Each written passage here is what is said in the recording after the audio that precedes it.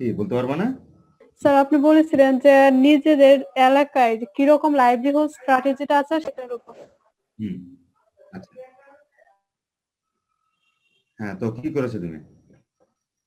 আমি করেছি যে আমাদের এখানে যে রকম লাইভলিহুড স্ট্র্যাটেজি আছে সেটার উপর, যে আছে এখানে আমাদের এখানে আছে ফার্মিং, এটা হচ্ছে বেশি, হুম, ফিশিং আছে কিছুটা, তারপর ডে লেবার, হুম। স্মল বিজনেস, গার্মেন্ট ওয়ার্কার আছে কিছু, গভ সার্ভিস খুব কম পরিমাণ আছে স্যার, আর আদার প্রাইভেট সার্ভিস। তো মানে এটার পেছনে কারণ কি?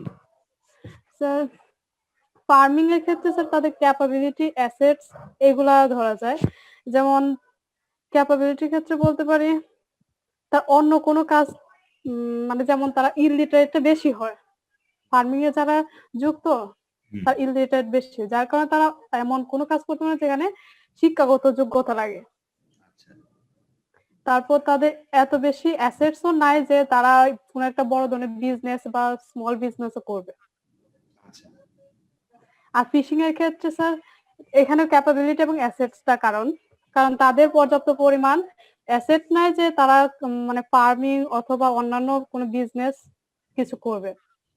আচ্ছা, তো এখানে একটা জাস্ট প্রশ্ন, তুমি কোন এলাকায় থেকে তুমি মানে তোমার আহ, বাড়ি কোথায়? স্যার আমি নেত্রকোনা ডিস্ট্রিক্ট পূর্বজেলা, মানে উপজেলা। আচ্ছা, নেত্রকোনা। আচ্ছা, জি ঠিক স্যার। আছে। ফিশিং ওদিকে হচ্ছে তোমার কোথায় ফিশিং হয়? হাওড়ে? না স্যার আমাদের এখানে হাওর নাই, এমনিতে যারা পুকুর দিয়ে আর কি, যে ফিশারিজটা আর কি। আচ্ছা, তো এখন ধরো তুমি একটা বললো হচ্ছে তাদের এসেট নাই, তারা যে কারণে এগ্রিকালচারের সাথে জড়িত। তো ওখানে ল্যান্ডও তো একটা এসেট, হ্যাঁ? তো ল্যান্ডলেস স্যার না, আমি ওটা বলতেছি যে তাদের বিজনেস ছোট ধরেন, যদি একটা ছোট বিজনেস করে তাহলে তো তাদের একটা যে ক্যাপিটাল লাগবে, তো সেই রকম তাদের ক্যাপিটালটা নাই। আচ্ছা, আচ্ছা, আচ্ছা। যে কারণ তারা যদি ছোট বিজনেস করে তখন একটা জমি বিক্রি করতে হবে, তো ওখান থেকে কি আর ধরো সেটার মতো। তোমার এলাকা থেকে ধরো অন্য কোনো শহরে, ময়মনসিংহ শহরে অথবা ঢাকামুখী মাইগ্রেশন আছে? মানুষজন আসে কাজের জন্য? স্যার এটা খুব মানে পার্মানেন্ট না, পার্মানেন্ট না, হ্যাঁ সিজনাল কিছু যায়। আচ্ছা।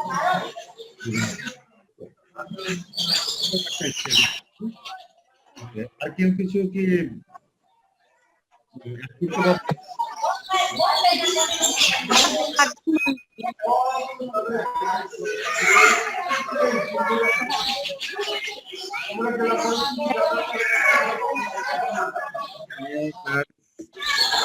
স্যার আমি ফারদিন বলছি।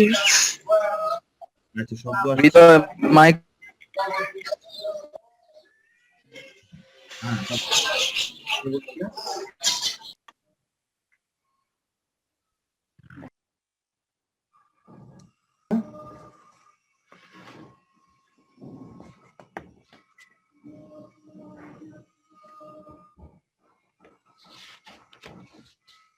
আর কেউ না?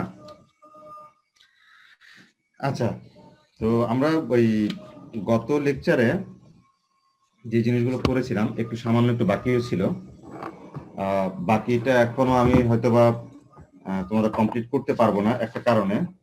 সেটা হচ্ছে আমি এখানে চেয়েছিলাম হচ্ছে কিছু ডেটাবেস তোমাদের জন্য নিয়ে আসবো, বাংলাদেশের কিছু স্ট্যাটিস্টিক্স, যেখানে হয়তোবা কত পার্সেন্ট লোক কোন সেক্টরে কাজ করে, রুরাল এরিয়া অথবা আরবান এরিয়া, এভাবে এটা একটু দেখানোর জন্য যে আমাদের হিস্টোরিক্যালি আসলে রুরাল লাইভলিহুড যদি আমরা ইন জেনারেল দেখি আর কি বাংলাদেশে কিভাবে চেঞ্জ হয়েছে এগুলো দেখানোর জন্য। তো সমস্যাটা হচ্ছে যে সোর্স থেকে নেওয়ার কথা বিবিএস এর ওয়েবসাইট, বিবিএস এর ওয়েবসাইটটা মোটামুটি গত এক সপ্তাহ ধরে আমি ডাউন পাচ্ছি আর কি, ডাটাগুলো নামাতে পারছি না। তো আর ওইটা না নামালে আমি আসলে ওই জিনিসগুলো তৈরি করতে পারবো না, কারণ এমনিতে ডাটাগুলো হার্ড কপি বই থেকে নিতে হয়, বইগুলো আমরা আসলে কালেক্ট করি না নর্মালি। তো যখন ওই ডাটাগুলো পাবো আমি ওই তোমাদেরকে যে স্লাইডটা দেওয়া হয়েছে স্লাইডটার মধ্যে যে অংশগুলো ফাঁকা আছে অথবা দুই একটা নতুন স্লাইড করে ওটার মধ্যে আমি ডাটাগুলো দিয়ে দিব। বুঝতে পারছো সবাই? জি স্যার। হ্যাঁ, কারণ হচ্ছে ধরো আমরা কিন্তু ওখানে ওভারঅল আলোচনা করেছি, বাংলাদেশের প্রেক্ষাপটে একটু কমই আলোচনা করেছি, যদিও ওই ওভারঅল আলোচনা থেকেই কিন্তু আমরা বাংলাদেশটাকে যার যার ওই যে বললাম এক্সপিরিয়েন্স থেকে আমরা লিখতে পারবো। হ্যাঁ, এবং আমি বলবো যে পরীক্ষার খাতায় ওইটাই চাই, তুমি তোমার এক্সপিরিয়েন্স থেকে লিখো। আর সাথে তবে কিছু হার্ড এভিডেন্স দরকার। তো তো ওইটাই আর কি, ওই ডাটাগুলো যেহেতু অ্যাভেলেবেল না, মানে অ্যাভেলেবেল না বলবো না, ওয়েবসাইটটা যেহেতু ডাউন, আমি ওই ডাটাগুলো নামাতে পারছি না। না নামাতে পারার কারণে তোমাদেরকে দিতে পারতেছি না। তো যখন সেটা দেখবো যে ঠিক হয়ে গেছে, ডাটাগুলো আমি হাতে পাবো, তখন আমি ওই স্লাইডের মধ্যে ওগুলো অ্যাড করে দেবো। তো আমরা আজকে একটা নতুন টপিক শুরু করি। তো আমরা যে টপিকগুলো করবো এগুলো মোটামুটি ধরো এই রুরাল ইকোনমি বা লাইভলিহুড করলাম, বা বেশ কয়েকটা জিনিস ওভারল্যাপিং থাকবে, মানে সবগুলো জিনিস ওভারল্যাপিং কিছু কিছু জায়গায়। তো আজকে আমরা শুরু করি হচ্ছে রুরাল পপুলেশন নিয়ে, বা পপুলেশন ডাইনামিক্স অথবা ডেমোগ্রাফি নিয়ে। ওকে,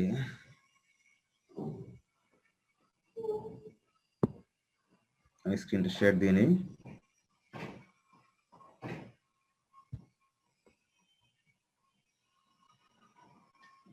দেখতে পাচ্ছ সবাই? জি স্যার। জি স্যার। জি স্যার। এটা রুরাল ডেমোগ্রাফি ধরতে পারো অথবা রুরাল পপুলেশন ডাইনামিক্স ধরতে পারো, যেভাবে চিন্তা করি আমরা। তো তোমরা ডেমোগ্রাফি বা পপুলেশন ডাইনামিক্স হ্যাঁ বলতে কি বুঝো, মানে একদম সিম্পলি আমাকে জাস্ট যদি একটু এক্সপ্লেইন করো।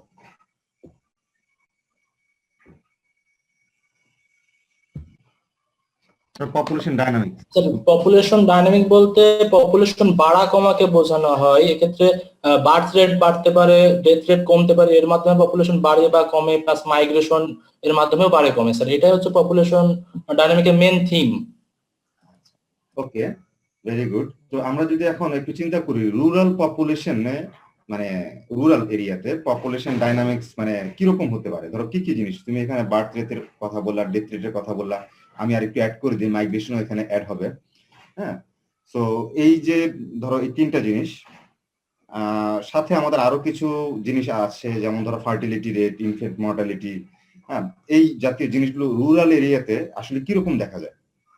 স্যার এখানে বার্থ রেট একটু বেশি থাকবে, তারপর হচ্ছে বৃদ্ধ জনগণের সংখ্যা বেশি থাকবে, আর হচ্ছে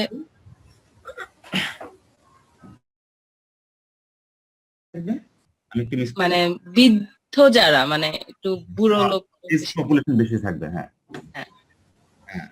ইনার মাইগ্রেশনের চেয়ে আউটার মাইগ্রেশনটা বেশি থাকবে। আচ্ছা, ইন মাইগ্রেশনের চাইতে আউট মাইগ্রেশন বেশি থাকবে। ইন মাইগ্রেশনের কোনো এক্সাম্পল দিতে পারবা? তোমার এলাকায় কোনো ইন মাইগ্রেশন হয়েছে কিনা, বাইরে থেকে লোকজন এসেছে কিনা, পরিচিত আছে কেউ? Yes sir. স্যার আমার গ্রামের পাশে স্যার একটা ইউনিভার্সিটি আছে, এই জন্য স্যার অনেক ইন মাইগ্রেশন হয়। বিভিন্ন ইউনিভার্সিটির স্টুডেন্ট হিসেবে অনেকে এখানে আসে, কিন্তু নর্মালি গ্রামে রিক্রিয়েশনের জন্য অনেকে যায়। এছাড়া ইন মাইগ্রেশন রিক্রিয়েশন মাইগ্রেশন না, রিক্রিয়েশনই, সেজন্য বললাম। স্যার অনেকে জবের কারণে ওইখানে ট্রান্সফার হয়ে গেলে তখন থাকে। ধরো তোমার গ্রামের মধ্যে এরকম কি জব আছে যেখানে জবের কারণে ট্রান্সফার হয়ে মানুষজন ওখানে যায়? বিভিন্ন মানে সরকারি চাকরিগুলা, গ্রামের হসপিটাল। Sir NGO.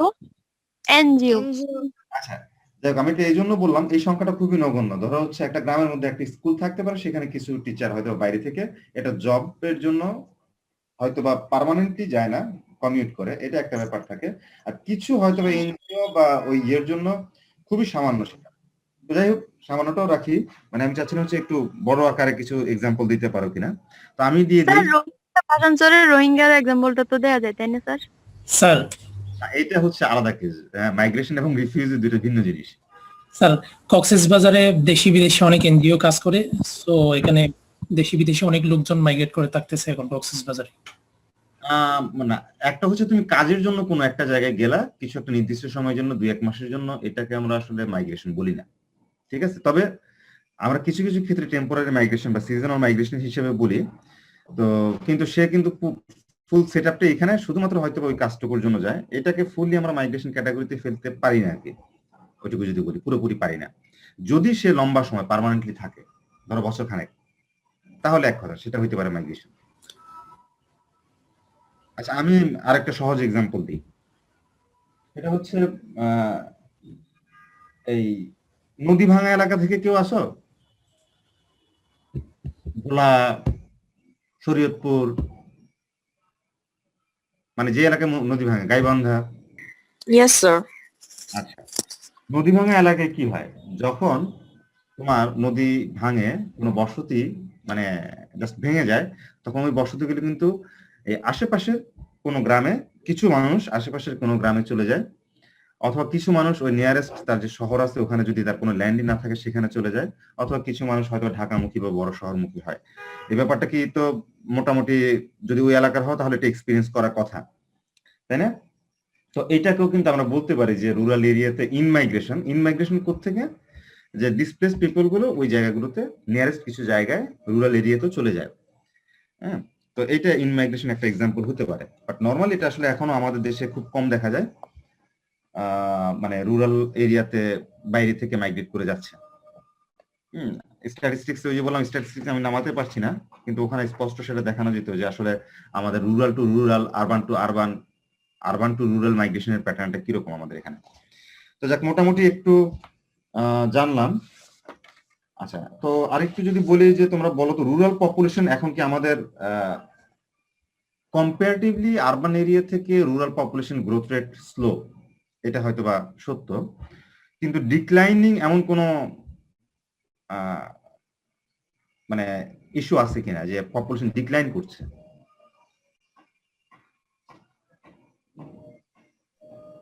মনে হয় না। মনে হয় না? হ্যাঁ, কিন্তু আমার মনে হয় আছে। যেমন তোমরা যদি জেনে থাকো পপুলেশন ওই যে 2011 যে সেন্সাস, সেই সেন্সাসে কিন্তু দুইটা ডিভিশন আসছে, একটা অলমোস্ট জিরো গ্রোথ ওভারঅল পপুলেশনে রুরাল আরবান মিলিয়ে, এবং হচ্ছে একটা ডিভিশন নেগেটিভ গ্রোথ আসছে। তো যদি ফুল একটা ডিভিশন নেগেটিভ গ্রোথ আসে, তার মানে সম্ভাব্য কিন্তু ওইটা ধরা যায় ওই ডিভিশনে কিন্তু রুরাল পপুলেশন গ্রোথ নেগেটিভ, সেটা হচ্ছে বরিশাল ডিভিশনে। তো সেইটার কারণ হয়তোবা আমাদের যেটা হচ্ছে ডিজাস্টার বা এই জাতীয় কিছু কারণ থাকবে, এর সাথে ইকোনমিক কারণ তো সবসময় থাকে।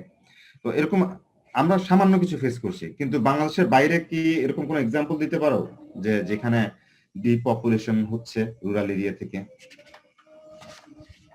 কারো কোনো জানা আছে কিনা? জাপানে স্যার কান্ট্রিতে হচ্ছে, জাপানে হচ্ছে, ওকে। আর ইউরোপিয়ান কান্ট্রি যেমন ফ্রান্সে সম্ভবত নেগেটিভ রেট। আচ্ছা, বলো। আরো আছে, আরো সহজ, নর্থের দিকে যাও। আপনি নরওয়ে কানাডা হচ্ছে স্যার বর্তমানে সবচেয়ে নেগেটিভ, মানে গ্রোথ রেট নেগেটিভ হচ্ছে, রুরাল এরিয়া বলেন ওভারঅল বললেও। আচ্ছা, তো কানাডা তো এখন ওই যে ইয়েও করতেছে, তাদের এই পপুলেশন ভারসাম্য রক্ষার জন্য কি করতেছে, মানুষজন নিচ্ছে প্রচুর পরিমাণে, তাই না? জি স্যার। তো যাই হোক, আমি মনে হয় মূল লেকচারে আসি। তোমাদের তো পরবর্তী ক্লাস কয়টায়? আজকে ক্লাস নাই স্যার। তাহলে তো তোমরা আমাকে আরেকটু সময় দিতেই পারতে, বললেই যেটা হয়তো ওই যে বললাম যে ডেটা গুলো না গুছালে আসলে ঠিক মতো প্রিপারেশন নেওয়া যায় না, আমি যেটাগুলো খুঁজছিলাম আর কি। আর যাক, আমরা যাই, আমরা একটু দেখি গ্লোবাল সিনারিওটা কিরকম আছে। এটা ওভারঅল গ্লোবাল তোমরাও জানো। দেখো, পপুলেশন মানে 1950 থেকে প্রজেকশন করা হচ্ছে 2050 পর্যন্ত। আমরা যদি 2020 পর্যন্ত দেখি কি অবস্থায় আছে, গ্লোবাল পপুলেশন অলমোস্ট মানে মোর দেন 7 বিলিয়ন, তাই তো? এবং এটা কিন্তু বাড়ছে কন্টিনিউয়াসলি। এখানে যদি আরেকটু আমরা দেখি যে দেখো রুরাল এবং আরবান স্পষ্ট বোঝা যায় এটা? জি স্যার। জি স্যার। আচ্ছা, রুরাল এবং আরবান যদি আমরা দেখি,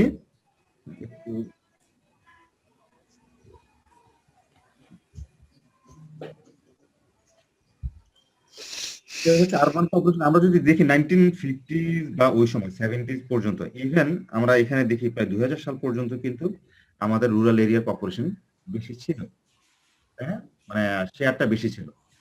কিন্তু আস্তে আস্তে সেটা কমতে শুরু করে। এটা কমতে শুরু করার কারণ ছিল হচ্ছে ইন্ডাস্ট্রিয়ালাইজেশন একটা প্রভাব ছিল। ইন্ডাস্ট্রিয়ালাইজেশনের কারণে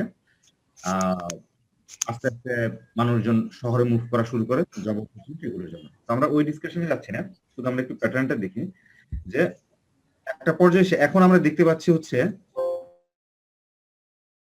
এটা যদি দেখি মোটামুটি একই ভাবে আছে গ্রোথ, বা number of rural population almost same যাচ্ছে, ঠিক আছে? কিন্তু আমরা গ্লোবাল পপুলেশন, ওভারঅল পপুলেশনে যদি দেখি, ওভারঅল পপুলেশন কিন্তু ইনক্রিজিং। তার মানে হচ্ছে ওই গ্রোথটুকু হচ্ছে আরবান এরিয়াতে, যেটা এখানে পুরোপুরি দেখা যাচ্ছে। এখানে যদি আমরা দেখি যে প্রপোর্শন ছিল, হয়তো বা 2030 দিয়ে সেটা প্রায় দ্বিগুণ হয়ে যাবে এখানে আরবান এরিয়া, কিন্তু রুরাল এরিয়ার শেয়ারটা তখন মোটামুটি আমাদের থেকে যাবে, থাকবে কিনা?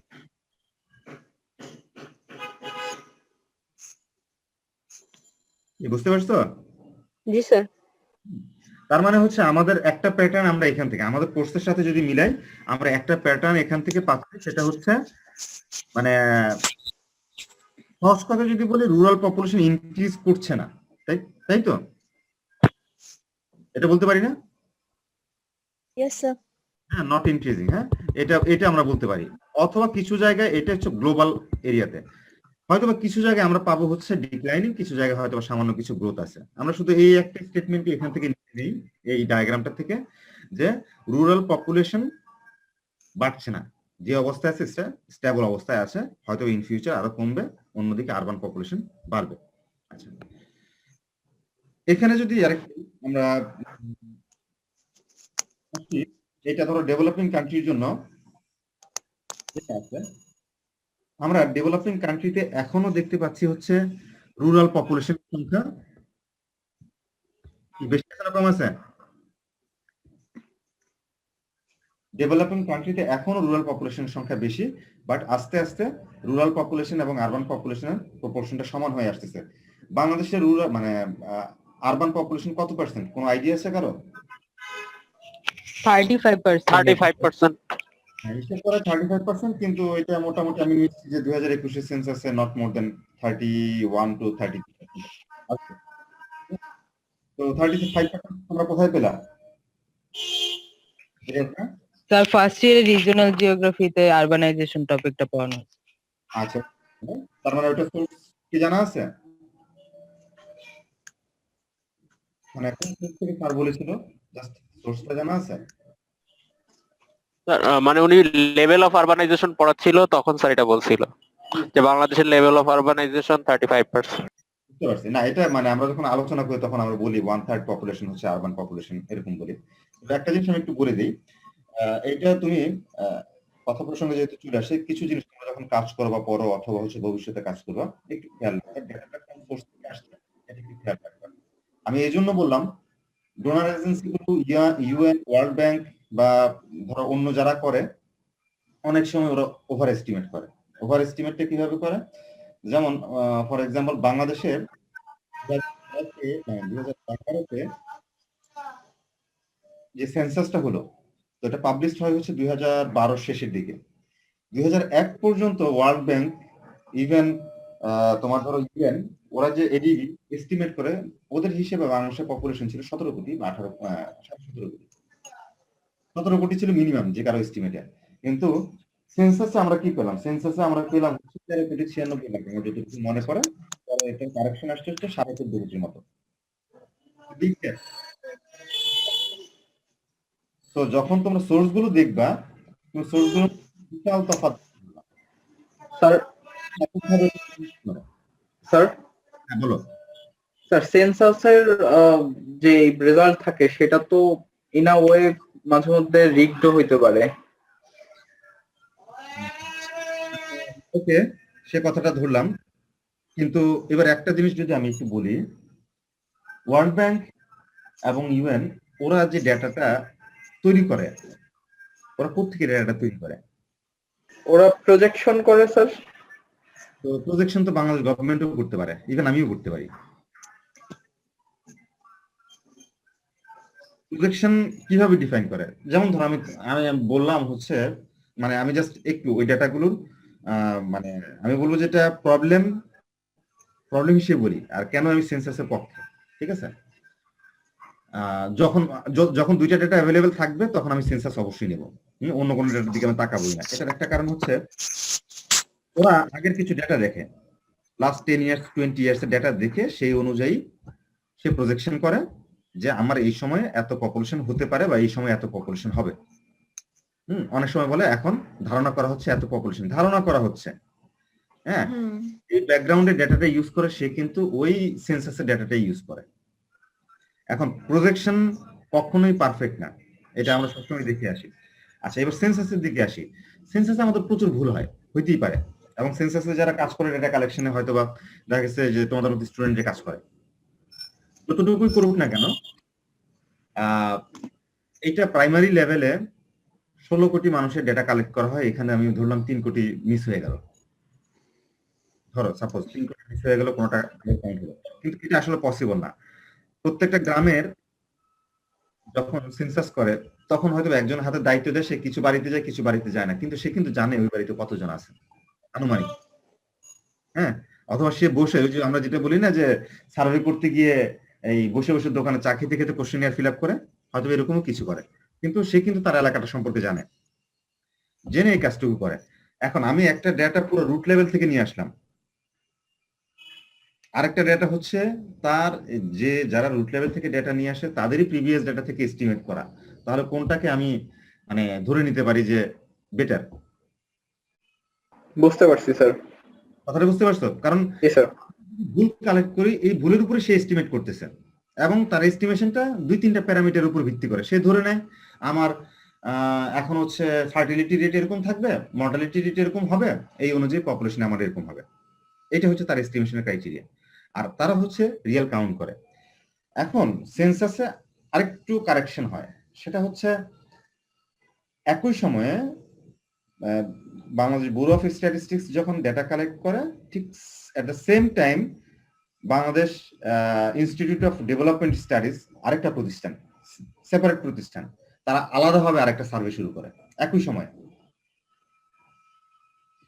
হ্যাঁ, ওরা ধরা হচ্ছে এরকম করে, ওরা হয়তো বা 10 লাখ লোকের সার্ভে করে, মানে হয়তো ধর প্রত্যেকটা ডিস্ট্রিক্ট থেকে 10টা করে জোন নেয়, ধর 640টা জোনে ওরা সেন্সাস করে, মানে ওই জোনগুলো একদম 100% আবার কভার করে নিয়ে আসে। এটার কারণ হচ্ছে সেন্সাসের বিশাল কাউন্টে কোনো ভুল হইলো কিনা, বা ভুলটা হলে কত পার্সেন্ট এরর হইতে পারে, এই এস্টিমেশনটা দেওয়া। যেমন গতবার সেন্সাসে আমার যতটুকু জানা পরে হচ্ছে যে মার্জিন অফ এরর ছিল 4%। ঠিক আছে, তো ওরা 14 কোটি পেল, 14 কোটির মার্জিন অফ এরর 4% দিয়ে ওরা ওই যে 14.5 কোটি বা 15 কোটির কাছাকাছি ফাইনাল ডেটাটা দেয় আর কি।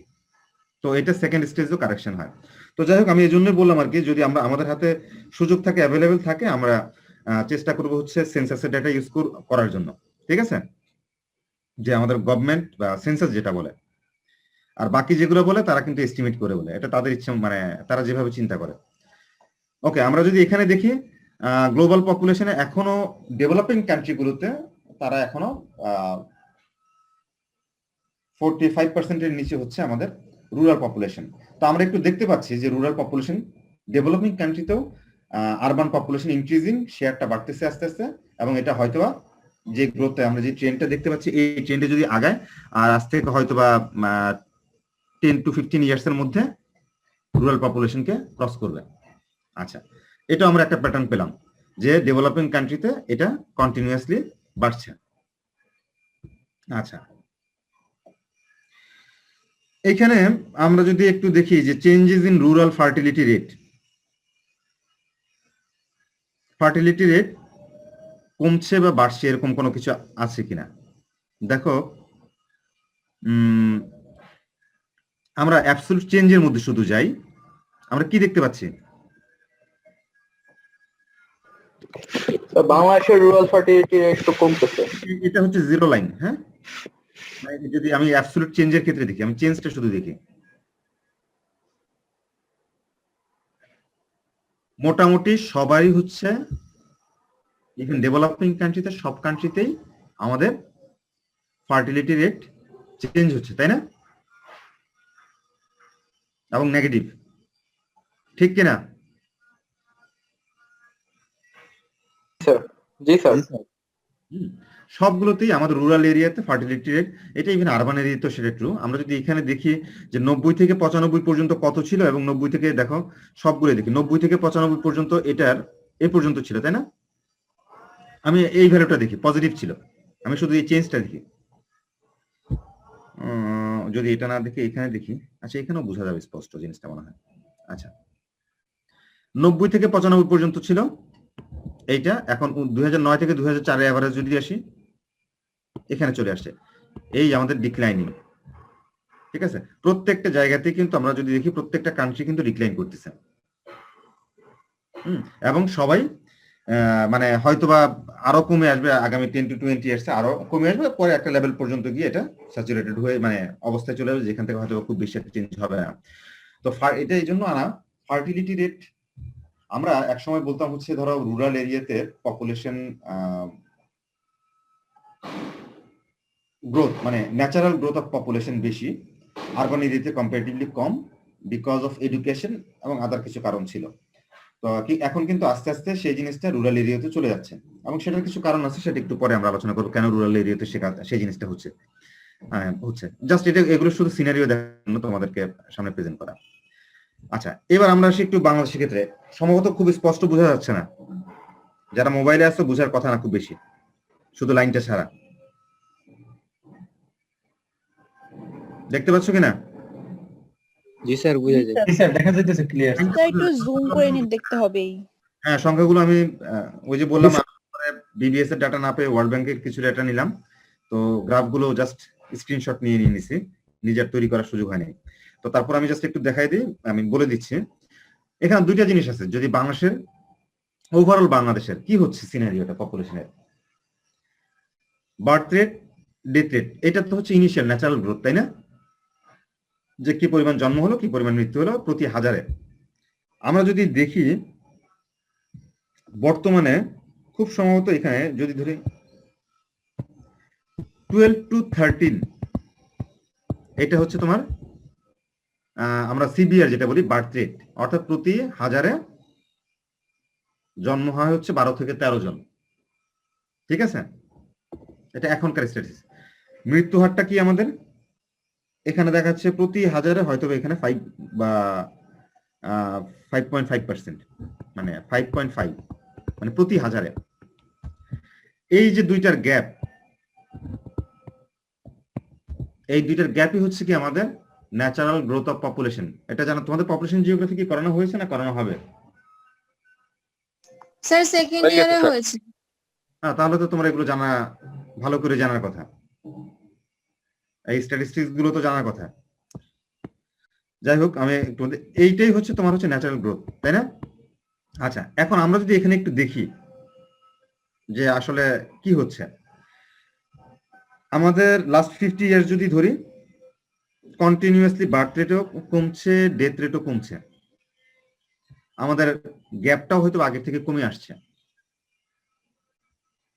তার মানে হচ্ছে পপুলেশনের যে কন্ট্রিবিউশন ছিল, আগে ধরো এখানে 1950s-এ এখানে ছিল হয়তো 40, এখানে 50 ছিল, এখানে ছিল 20, তাহলে প্রতি বছর আমি যদি বলতে পারতাম এখানে 30 জন করে বাড়তো, তাই তো? আর এখন সেটা চলে আসছে হয়তো 5 জন করে বাড়ে। তার মানে হচ্ছে আমাদের পপুলেশন গ্রোথ স্লো হয়েছে। এখন আমি এখানে এটা দেখাতে পারছি না এই জন্য রুরাল এরিয়াতে, এর কারণ হচ্ছে শুধু বাংলাদেশের জন্য এটা আছে। রুরাল এরিয়াতে কি অবস্থা তাহলে এটা বুঝতে আমাদের সুবিধা হতো আর কি একটু।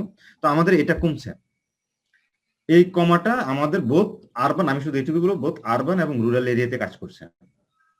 সিমিলারলি আমরা যদি আসি ফার্টিলিটি রেটের ক্ষেত্রে এবং হচ্ছে infant mortality, simply fertility rate আমাদের কমে গেছে, ইনফ্যান্ট মর্টালিটি কমে গেছে। তো ফার্টিলিটি রেট কমে যাওয়ার পিছনে কিছু কারণ বলা হয়। আচ্ছা আমি মনে হয় প্যারালালি গেলে সুবিধা হয়।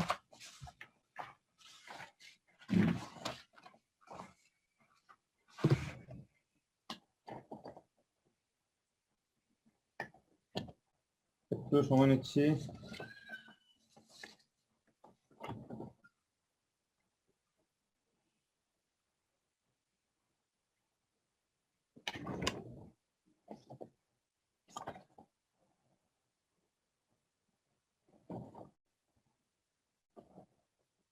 আচ্ছা, ফার্টিলিটি রেট কমে যাওয়ার জন্য ধরো এখানে আছে কয়েকটা জিনিসের কথা বলা হয়েছে, মানে মূলত 4টা। আমি একটা পেপার আছে, পেপারটা দিয়ে দেবো, সেখানে তোমরা পাবা সেই জিনিসটা। নাম্বার 1 হচ্ছে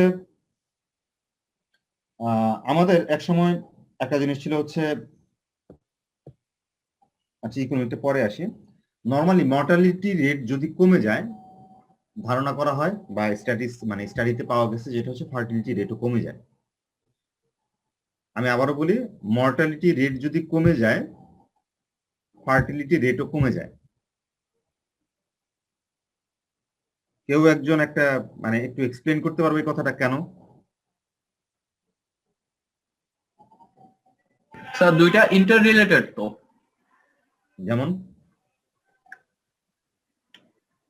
যেমন স্যার ফার্টিলিটি রেট যদি ইনক্রিজ না করে, ফার্টিলিটি রেট যখন ইনক্রিজ করবে তখন মর্টালিটি রেটও ইনক্রিজ করার কথা। না, এটা তো এরকম হলে বেশি মানুষ বেশি মরবে, ঠিক আছে, তাই না? মানুষ যদি বেশি হয় মানুষ বেশি মরবে, কিন্তু আমি রেটের কথা বলছি, অ্যাকচুয়াল নাম্বার অফ গ্রোথের কথা না। রেট যদি হয় প্রতি হাজারে কতজন, ব্যাপারটা হচ্ছে এখানে যদি আমি বলি।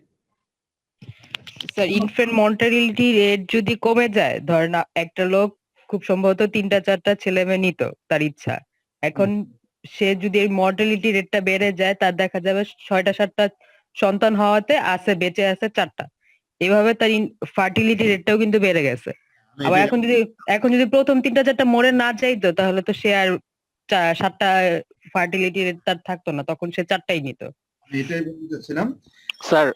আরেকটা হইতে পারে স্যার, যে মর্টালিটি রেট যখন কমে যাচ্ছে তখন হচ্ছে দেখা যাচ্ছে যে জনসংখ্যা স্ট্যাটিস্টিক্যালি হিসাব করতে গেলে তখন মর্টালিটি রেটের জন্য স্যার আমার টোটাল জনসংখ্যা বেশি হয়ে যাচ্ছে, সো ওই ক্ষেত্রেও ম্যাথমেটিক্যালিও কমে যেতে পারে ফার্টিলিটি রেট।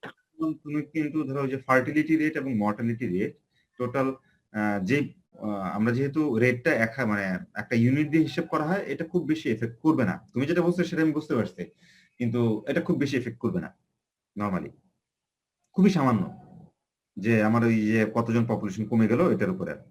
তো সাইন্টিফিক্যালি চিন্তা করছো, তো আমরা এটার মধ্যে না এসে আমরা একটু সোশ্যাল আলাদা কনটেক্সটের মধ্যে চিন্তা করি, ঠিক আছে? আচ্ছা, তো যে কথাটা বললো সেটা হচ্ছে আমাদের যেহেতু মর্টালিটি রেট কমে গেছে, ইভেন ইনফ্যান্ট মর্টালিটি রেটও আমাদের কমে গেছে, সেক্ষেত্রে এখন আমরা একটা জিনিস হচ্ছে লাইফ এক্সপেক্টেন্সি বেড়ে গেছে। আচ্ছা, লাইফ এক্সপেক্টেন্সি বেড়ে যাওয়া মানে হচ্ছে বেশি সময় বাঁচবে।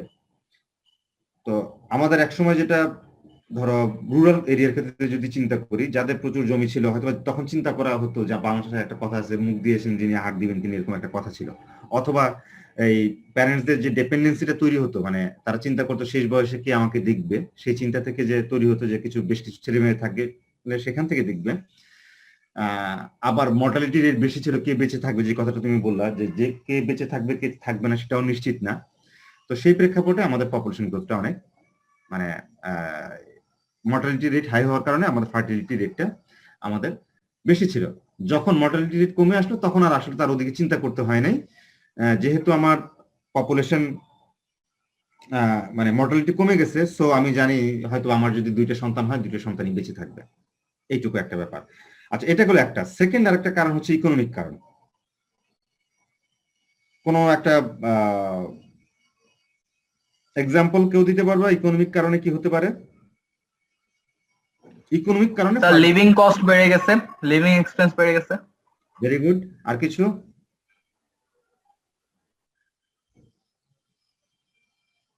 আর কিছু? স্যার গ্রামের পার্সপেক্টিভে বলবো বা ওভারঅল পার্সপেক্টিভে বলো। আমরা রুরাল নিয়ে আলোচনা করছি, রুরাল পার্সপেক্টিভে বলো। স্যার দেখা গেছে আগের কালে মানুষদের জায়গা জমি অ্যামাউন্টটা অনেক বেশি থাকতো, তো 7-8টা ছেলে মেয়ে হলে তাদের এটা ভাগ তাদের এটা ডিস্ট্রিবিউশনেও কোনো প্রবলেম হইতো না। এখন ভাগ হইতে হইতে হইতে হইতে জায়গাগুলো সব খন্ড খন্ড হতে এখন যদি ছেলে মেয়ে বেশি হয়, তখন জিনিসটা একটা ফ্যামিলি রান করাটা একটু ইম্পসিবল হয়ে যায়। স্যার রিসোর্স কমে গেছে আর কি। হ্যাঁ, রিসোর্সটা কমে গেছে, ভাগ বাটোয়ারা বেশি হওয়াতে রিসোর্সটা কমে গেছে, তাই এখন আর কি আগের মতো ওই অনেকগুলো ছেলে মেয়ে হওয়ার টেন্ডেন্সিটা নাই। আচ্ছা, তার মানে হচ্ছে আমার যে যদি আমি বলি 2টা দিক থেকে আসতে পারি। একটা হচ্ছে আমার রুরাল এরিয়াতে আমার অ্যাসেট বা তাকে এক্সট্রা পপুলেশন সাপোর্ট করার মতো অবস্থা এখন নাই, আগের থেকে একটু দুর্বল হয়ে গেছে যদি এগ্রিকালচারের দিক থেকে চিন্তা করি। কিন্তু আমরা একটু যদি ভিন্ন দিক থেকে চিন্তা করি, যে আমাদের ইকোনমিক যার ধরো ল্যান্ড নাই, তার যদি 5টা সন্তান থাকতো, 5 জন হয়তো বা কাজ করে, বা তার ফ্যামিলিতে 5 জন ওয়ার্কিং পিপল থাকতো বা মেম্বার থাকতো, তাহলে কাজ করে ইনকাম ভালো হতো। কিন্তু এখন যেহেতু আমাদের হয়তো ইকোনমিক ডেভেলপমেন্ট কিছুটা হয়েছে, সেক্ষেত্রে আমাদের এক্সট্রা 2-3 জন না হলেও চলে। আর আরেকটা ব্যাপার থাকে ইকোনমিক রিজন, যেটা হচ্ছে ধরো কস্ট অফ এডুকেশন, এটাও একটা বিগ ফ্যাক্টর। যদি তাকে তো একদিকে লালন পালন করা, তারপরে হচ্ছে তাকে যদি ভালো মানুষ বা তার কাছ থেকে ভালো রিটার্ন পেতে হয়, তাকে এডুকেশন দিতে হবে। তো সেই জিনিসগুলো যে খরচগুলো আছে, সেটা হয়তো বা সে চিন্তা করে যে এটা অনেক খরচ, এটা চিন্তা করেও সেটা আসে না। তো তোমরা যে কারণগুলো বললো এগুলোই অ্যাকচুয়ালি, এর বাইরে তেমন কোনো কারণ নাই। আর আরেকটা কারণ এখন একটু চলে আসে যে আগে ফিমেল পার্টিসিপেশন মানে ওয়ার্ক ফোর্সের মধ্যে কম ছিল, সেই ওয়ার্ক ফোর্সের মধ্যে ফিমেল পার্টিসিপেশন বেড়ে গেছে। সো নর্মালি ফিমেল পার্টিসিপেশন বেড়ে যাওয়া মানে হচ্ছে তোমার ফার্টিলিটি রেট কমে যায়। স্বাভাবিকভাবেই। এটার সবচাইতে ভালো তোমরা জানো কিনা জানি না, এক্সাম্পল হচ্ছে কোরিয়া। যদি আমাদের বাইরে যাই, কোরিয়ার ব্যাপারে জানো কিনা জানি না। জাপান কিন্তু না, জাপান সেদিক থেকে একটু এখনো ইয়ের মধ্যে আছে। কোরিয়াটা এই জন্য আমি বললাম যে ধরো জাপানে ওয়ার্কিং এনভায়রনমেন্ট অনেক, যেভাবে ওই যে উইকলি 40 আওয়ার্স কাজ করি এরকম একটা স্ট্যান্ডার্ড আছে, অনেক ছুটি ছাটা সবকিছুই আছে মানে ওদিক থেকে। কিন্তু কোরিয়াতে ভিন্ন, যদি প্রেক্ষাপটে কোরিয়াতে যাই, কোরিয়াতে কিন্তু খুব সম্ভবত আমার জানা 3-4 বছর আগে তাদের একটা ল চেঞ্জ হয়েছিল। আগে তাদের ওয়ার্কিং আওয়ার ছিল উইকলি 60 আওয়ার্স, 60 ঘন্টা, যেটা হচ্ছে নর্মাল। আমরা বাংলাদেশে পৃথিবীর বিভিন্ন দেশে 32 আওয়ার্স পর্যন্ত আছে, মানে স্ট্যান্ডার্ড 40 ঘন্টা।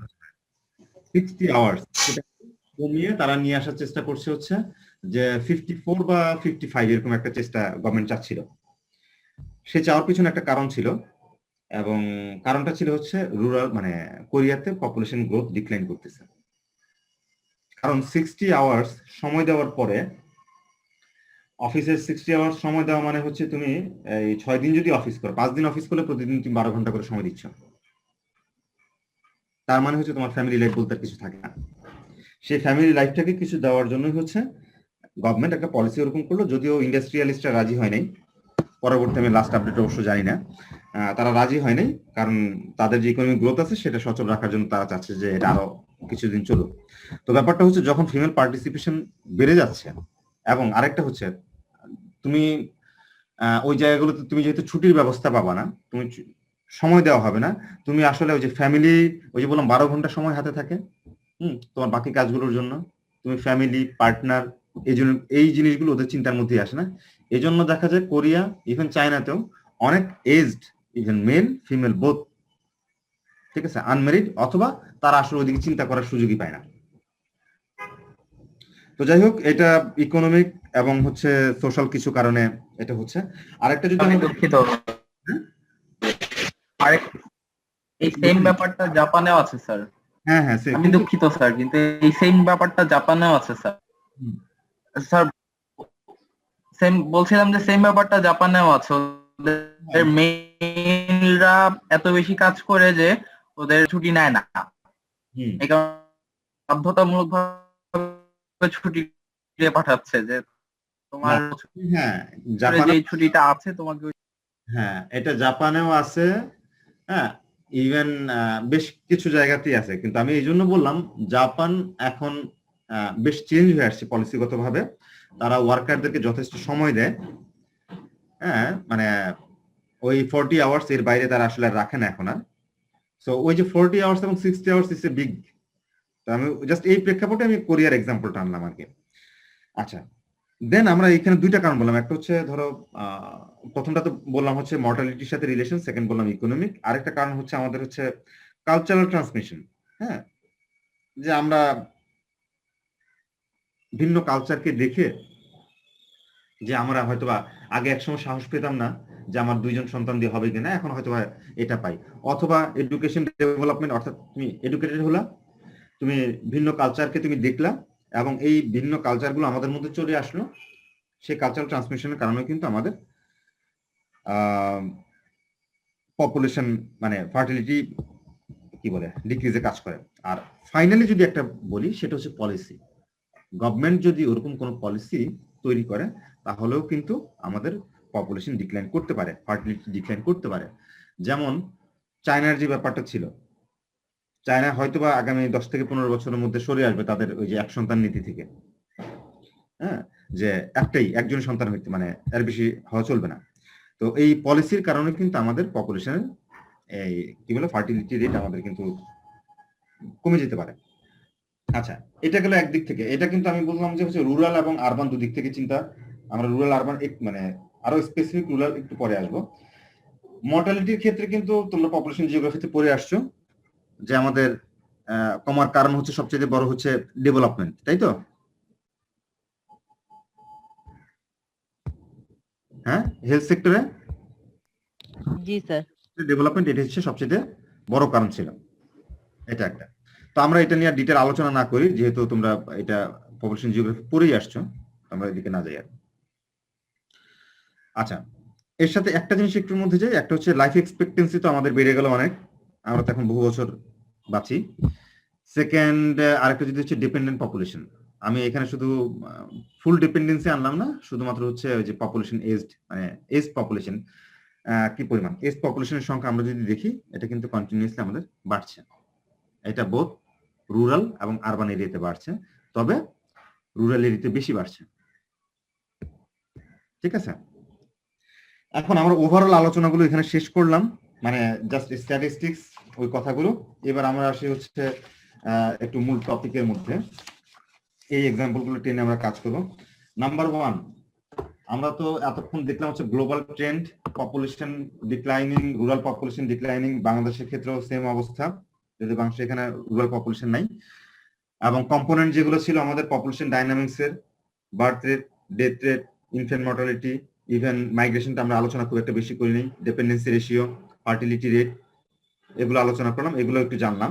এখন একটু বলো যে রুরাল এরিয়াতে তো আমাদের মোটামুটি পপুলেশন গ্রোথ কম, বাংলাদেশের প্রেক্ষাপটে আমরা বলবো কম, কিন্তু গ্লোবাল সিনারিও, ডেভেলপ কান্ট্রি বইগুলোতে পাবা হচ্ছে ডিপপুলেশন, দুইটা জায়গায় মিলাতে পারবা না। ঠিক আছে, যদি তোমরা অনলাইন থেকে কোনো রিসোর্স নাও এবং সেটা ডেভেলপিং মানে ডেভেলপ কান্ট্রি পার্সপেক্টিভ হয়, সেখানে সবসময় পাবে একটা মানে পপুলার টার্ম, সেটা হচ্ছে ডিপপুলেশন, যেটা আমরা একদিন আলোচনা করেছিলাম যে হোয়াট ইজ ডিপপুলেশন বা কি হচ্ছে নেগেটিভ পপুলেশন গ্রোথ। হ্যাঁ, কিন্তু আমরা আলোচনা করব বাংলাদেশের প্রেক্ষাপটে। বাংলাদেশের প্রেক্ষাপটে আমরা আলোচনা করব হচ্ছে এটা যে ডিক্লাইনিং গ্রোথ বা এরকম কিছু আলোচনা করব। ঠিক আছে, এখন আমাকে বলো যে পপুলেশন গ্রোথের বা ডেমোগ্রাফির ডিরেকশনটা কিরকম, আমাদের ডেমোগ্রাফিক চেঞ্জের।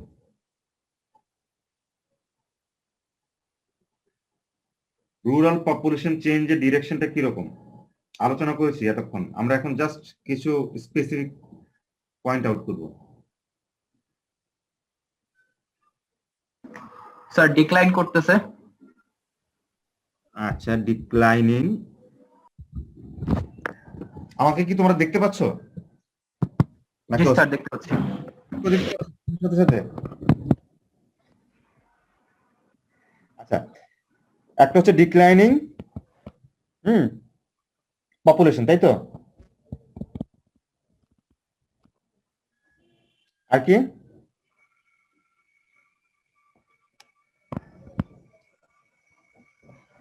আউটার মাইগ্রেশনটা বেশি। হ্যাঁ, আচ্ছা, আউট মাইগ্রেশন বেশি। Increasing literacy rate. আচ্ছা, আমরা পপুলেশন চেঞ্জের ব্যাপারটা আসছি। হ্যাঁ, মানে পপুলেশন রিলেটেড, লিটারেসিটা আমরা না নিই এখানে, একটু পরে আসবে এটা। আর কি আছে? Fertility and mortality decline. আচ্ছা, ফার্টিলিটি, আচ্ছা আমি এখানে দিয়ে দিই পপুলেশন। ঠিক আছে, ফার্টিলিটি দেখা কি দেখা যায়? জি স্যার। আমি যে লিখছি এটা দেখা যাচ্ছে? জি স্যার। জি স্যার। ওকে, দেন আর কিছু আছে?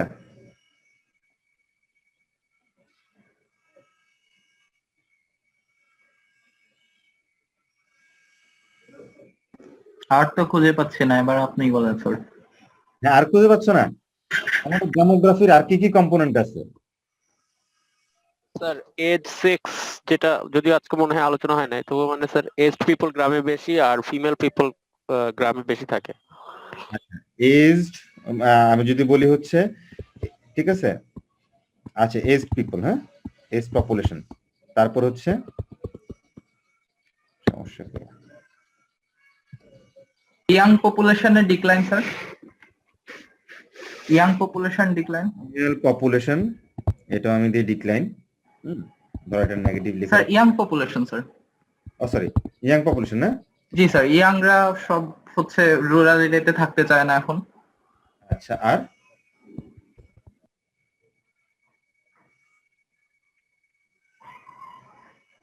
এইটা হচ্ছে, আচ্ছা ঠিক আছে, আমি এইটুকুর মধ্যেই থাকি, আর বেশি না, যে আমাদের মূল জায়গাগুলো চলে আসছে এখানে। আমরা এটা এজ পপুলেশন এগুলো আনা মানে হচ্ছে আমাদের ডিপেন্ডেন্সি রেশিওতে চেঞ্জ হওয়া, তাই তো?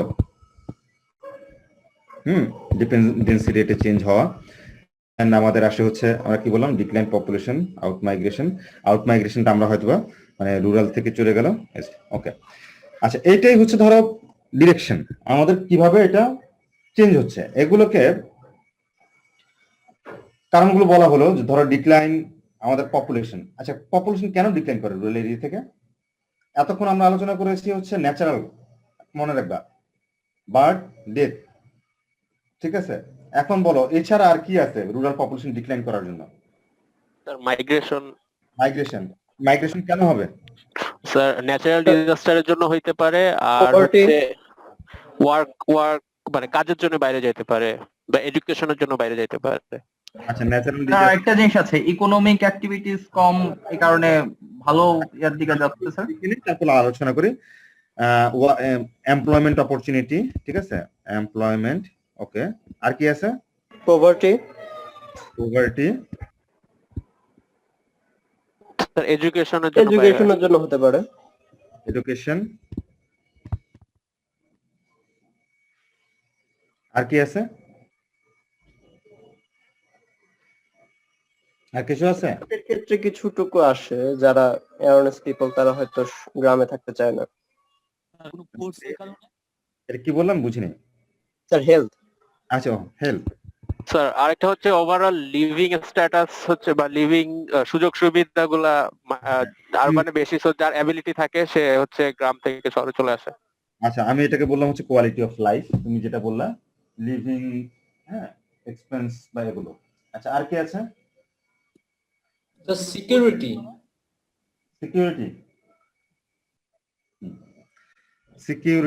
কিরকম সিকিউরিটি? স্যার গ্রামে সাপোজ একজন যদি কোনো ইম্পর্টেন্ট পার্সন থাকে, তার উপর মানে জীবনের উপর আঘাত আনাটা সহজ হয়, কিন্তু শহরে সেটা সম্ভব হবে না সহজে। আচ্ছা, আর কি হতে পারে?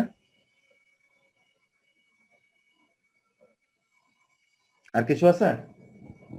স্যার কিছু পলিটিক্যাল ইস্যু থাকে হয়তো। পলিটিক্যাল, স্যার মাইনরিটিদের রিলিজিয়াস প্রসিকিউশনের কারণে অনেকে সিটিতে চলে আসে। আচ্ছা, ওইটাকে যদি আমরা বলি ফোর্সড, ওভাবে ধরি। আর কি আসতে পারে?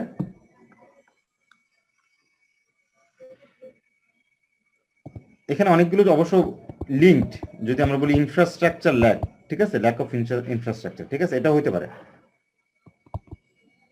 বা সার্ভিস, এগুলো অনেকগুলোকে একসাথে নিয়ে আসা যেতে পারে। আচ্ছা, ওকে, তাহলে এখন দেখো আমরা এখান থেকে কি দেখলাম। একটা হচ্ছে পপুলেশন গ্রোথ কিরকম বা চেঞ্জ, রুরাল পপুলেশনের ডাইনামিক্সটা কিরকম বা ডিরেকশনটা কিরকম। আমরা একদিক থেকে পেলাম হচ্ছে লো গ্রোথ, ইভেন ফার্টিলিটি লো, মর্টালিটি লো, আউট মাইগ্রেশন আমাদের তোমরা যেটা বললো হচ্ছে হাই। তো এর ফলে আমাদের যেটা হচ্ছে যে সেখানে এজ পপুলেশন হয়তো বেড়ে যাচ্ছে, ফিমেল পপুলেশন বেড়ে যাচ্ছে। ফিমেল পপুলেশন বেড়ে যাওয়ার পেছনে কারণ কি? মেলরা কাজের জন্য বেশি যায় শহরে, ফিমেলরা কম যায়, এটা। আচ্ছা, তারপর ইয়াং পপুলেশনে বের হয়ে যাচ্ছে। সো যেহেতু এই কি বলে এজ পপুলেশন, এটা কি বলে, ওয়ার্কিং এজ পপুলেশন চলে যাচ্ছে, ওয়ার্কিং এজ পপুলেশন যেহেতু চলে যাচ্ছে, সে কারণে তোমার ডিপেন্ডেন্সি রেট বেড়ে যাচ্ছে। আচ্ছা, এখন এরপর আমরা এখানে মেইন কথাটা চলে আসলাম মাইগ্রেশনের মধ্যে এসে আমাদের যেটা আসলো, তোমরা বলো ন্যাচারাল ডিজাস্টার বা ন্যাচারাল কোনো কারণ, সেটা ওকে, সেটা হইতে পারে, সেটার এক্সাম্পল আমাদের বহু আছে। সাইক্লোনের জন্য খুব বেশি হয় না, রিভার ব্যাংক ইরোশনের জন্য আমাদের প্রচুর মাইগ্রেশন হয়ে থাকে। ইভেন সাইক্লোনের জন্য টেম্পোরারি মাইগ্রেশন আমাদের হয় বা সিজনাল মাইগ্রেশন হয়, ফ্লাডের জন্য সিজনাল মাইগ্রেশন হয়। যে এলাকাগুলোতে সিজনাল ফ্লাড হয় সেই এলাকা থেকে দেখা যায় যে একটা ওই সিজনের জন্য ঢাকা শহরে অনেক মানে বা অন্যান্য শহরে লেবাররা চলে যায়। পভার্টির জন্য আমাদের হয়, কারণ হচ্ছে সেখানে অপরচুনিটি নাই। এডুকেশনের জন্য সেটা যে হায়ার এডুকেশন ইনস্টিটিউশন নাই, ডিস্ট্রিবিউশনটা এরকম ভালো না, সেটা হয়। Overall quality of life decision, অর্থাৎ তোমরা যেগুলো বললা সেগুলো সবই ঠিক আছে। এখন আমি আরো একটু যদি স্পেসিফিকই যাই, ধরো গত ক্লাসটার সাথে এবার একটু লিঙ্ক করি আমরা, যে বলেছিলাম যে কোনো কিছু আলাদা না। স্পষ্ট শুনতে পাচ্ছ তো নাকি? Yes sir. গত ক্লাসের সাথে যদি লিঙ্ক করি, গত ক্লাসে আমরা বলেছিলাম হচ্ছে ধরো রুরাল লাইভলিহুডস, হ্যাঁ, অর্থাৎ এর সাথে ল্যান্ড জড়িত, এগ্রিকালচার মানে মেইনলি এগুলো জড়িত, সাথে কিছু সার্ভিস বা এই জাতীয় জিনিসগুলো থাকে। আচ্ছা, একটা পয়েন্ট মিস গেছে, আমি একটু মনে করে দিই। এই টার্মটা আমি এখন মনে করতে পারছি না এটাকে কি দিয়ে ইউজ করবে। যে ধরো অনেক সময় আমাদের একটা ইচ্ছা থাকে না, বা এটাকে কি বলে, বা আসক্তি যদি আমি বলি, এটাকে কি হিসেবে ইউজ করা যায়? আমি বাংলায় লিখে রাখি, ঠিক আছে, আমি আলোচনার মধ্যে নিয়ে আসবো, পরে ভুলে যাবো। হ্যাঁ, সেটা একটা কারণ আছে, সেই কারণটা আমি পরে আলোচনা। আচ্ছা, লাইভলিহুডস আমরা বললাম এগ্রিকালচার ডিপেন্ডেন্ট। এখন একটু চিন্তা করো, আমাদের রুরাল পপুলেশন গ্রোথ হচ্ছিল, যাই হচ্ছিল সেটা হচ্ছিল, ল্যান্ড কিন্তু আমাদের লিমিটেড, আমাদের প্রোডাক্টিভিটি বাড়ছে। তার মানে প্রোডাক্টিভিটি যদি বাড়ে তাহলে সে হচ্ছে একটু বেশি পপুলেশন ধারণ করার কথা, কারণ সে চালাতে পারবে, যেটাকে আমরা অনেক সময় তোমরা হয়তো এগ্রিকালচারাল জিওগ্রাফি পড়বে, সেটাকে বলে ল্যান্ড ক্যারিং ক্যাপাসিটি। একটা ল্যান্ড কতজন মানুষকে সাপোর্ট দিতে পারে। তো যদি একটা ল্যান্ডের প্রোডাক্টিভিটি বাড়ে, আগে একটা জমিতে একবার চাষ হতে এখন 4 বার পর্যন্ত হয়, তার মানে হচ্ছে সে আগে একজনকে চালাতে পারলে এখন সে 4 জনকে চালাতে পারার কথা, যেটা হচ্ছে আর কি। সেই অনুযায়ী আমাদের সে ওখানে থাকতে পারবে। কিন্তু ব্যাপারটা দাঁড়ায় হচ্ছে, একটা জমিতে তুমি যখন একবার জায়গায় 4 বার করবা, এবং সাথে সাথে যখন তোমার টেকনোলজিক্যাল ব্যাপার চলে আসবে, ডেভেলপমেন্ট হবে, তখন তোমার ওই মানুষের উপরে, লেবারের উপরে ডিপেন্ডেন্সি কমে যাবে, কারণ সবার তো ল্যান্ড নাই। যখন লেবারের উপর তোমার ডিপেন্ডেন্সি কমে যাবে, তুমি যন্ত্রের উপর ডিপেন্ডেন্ট হয়ে যাবা। এবং ইভেন ধরো ইরিগেশনের মাধ্যমে কিন্তু আগে একসময় পানি টেনে আনা হতো, হ্যাঁ, ধরো একটা পাশে দূরে নদী থেকে অথবা হচ্ছে খাল থেকে অথবা হচ্ছে পুকুর থেকে এই পানিটা টেনে আনতে হতো। এই টেনে আনতে হলে তার হয়তো 2 দিন পানি দিতে হতো জমির মধ্যে, 2 দিন 3 দিন, তার মানে হচ্ছে 2 দিন 3 দিন 3 থেকে 4 জন লেবার কন্টিনিউয়াস কাজ করতো। কিন্তু এখন ডিপ টিউবওয়েল বা ইরিগেশন সিস্টেম আসার কারণে কি হয়েছে, ওইটুকু আর দরকার হয় না। একটা সেন্ট্রালি জায়গা থেকে সে ওই লেবারকে যেটুকু পে করতো তার হাফ হয়তো বা পে করতে হয়, সেন্ট্রালি তারা ওইটা দিয়ে দিচ্ছে। এই যে একটা গ্যাপ তৈরি হলো, এক্সট্রা লেবার তৈরি হলো, এই লেবারগুলো কোথায় যাবে তার কোনো যথেষ্ট জায়গা নেই। অর্থাৎ এই যে তোমরা বললা এমপ্লয়মেন্টের কথা, এমপ্লয়মেন্ট ইকোনমিক ডেভেলপমেন্টের সাথে সাথে এমপ্লয়মেন্ট অপরচুনিটি কিন্তু কমে যায় রুরাল এরিয়াতে, এটা একটা। আচ্ছা, সেকেন্ড হচ্ছে সে নিজে ছিল পুয়ার, তার নিজের কোনো কিছু নাই। যেহেতু তার নিজের কোনো কিছু নাই, তাহলে ওই রুরাল এরিয়ার মধ্যে তার আসলে থাকার কোনো আসলে সুযোগ থাকে না, এটা একটা ব্যাপার থাকে। তাহলে আমরা একটা দিক থেকে বললাম হচ্ছে যে এক্সেস যে লেবারটা চলে আসে, এই এক্সেস লেবারকে ধারণ করার মতো অ্যাক্টিভিটিস ওই জায়গার মধ্যে নাই। তাহলে কি হবে, ওখান থেকে ধরো 10টা ফ্যামিলি ওই গ্রাম থেকে ধরো এই বছর বের হয়ে গেল। 10টা ফ্যামিলি বের হয়ে যাওয়া মানে হচ্ছে 10টা ফ্যামিলি থেকে অ্যাটলিস্ট 6 থেকে 7 জন স্কুল গোয়িং চিলড্রেন কমে গেছে। কমবে কিনা? জি স্যার। কমবে। আমি জাস্ট এটা একটা সাইকেলের মতো, 6 থেকে 7 জন স্কুল গোয়িং চিলড্রেন কমে গেল।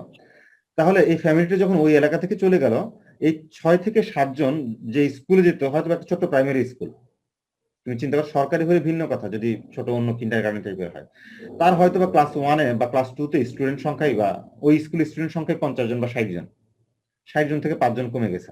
এরকম যদি একটা ধারা চলতে থাকে, 60 জন থেকে যখন 30 জনে চলে আসবে, তখন তো ওই স্কুলটাতে চালানোর মতো, খরচটা উঠানোর মতো তার কোনো অবস্থা থাকবে না। থাকবে? হ্যাঁ স্যার। থাকবে না। ওখানে যদি 5 জন টিচার থাকতো তখন টিচার হয়ে যাবে 3 জন। কারণ একটা থ্রেশহোল্ড পপুলেশন দরকার একটা সার্ভিস রান করার জন্য।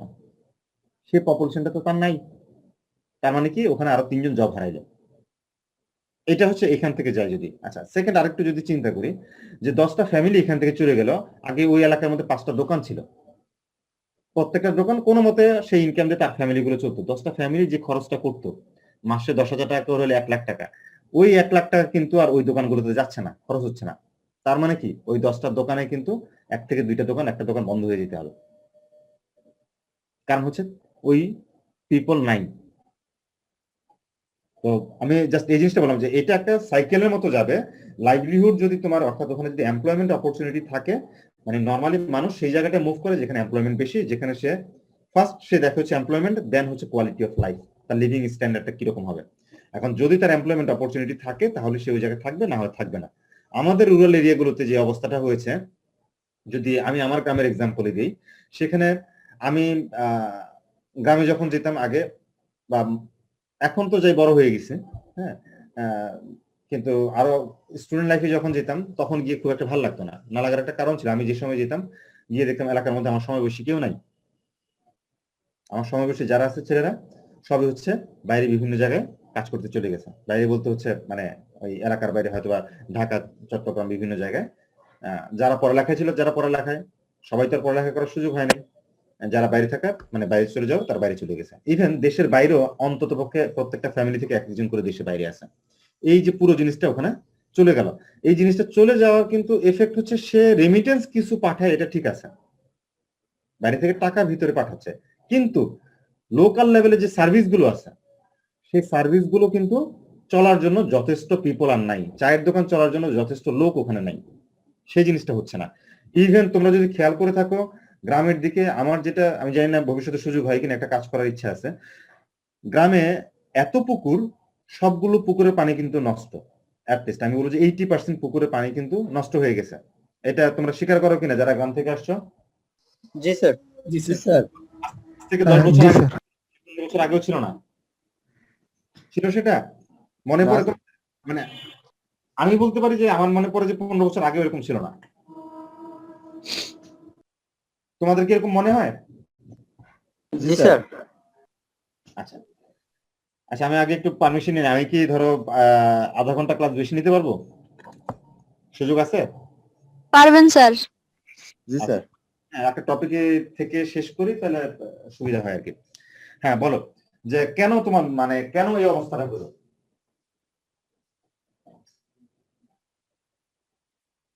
যে রুরাল এরিয়াতে, গ্রামে আমাদের পুকুরগুলো পানি এখন নষ্ট হয়ে গেছে, সেই পুকুরগুলোর পানি এখন সবুজ বা শ্যাওলা পড়ে গেছে, এবং আমরা মানে একটু নামতেও চাই না।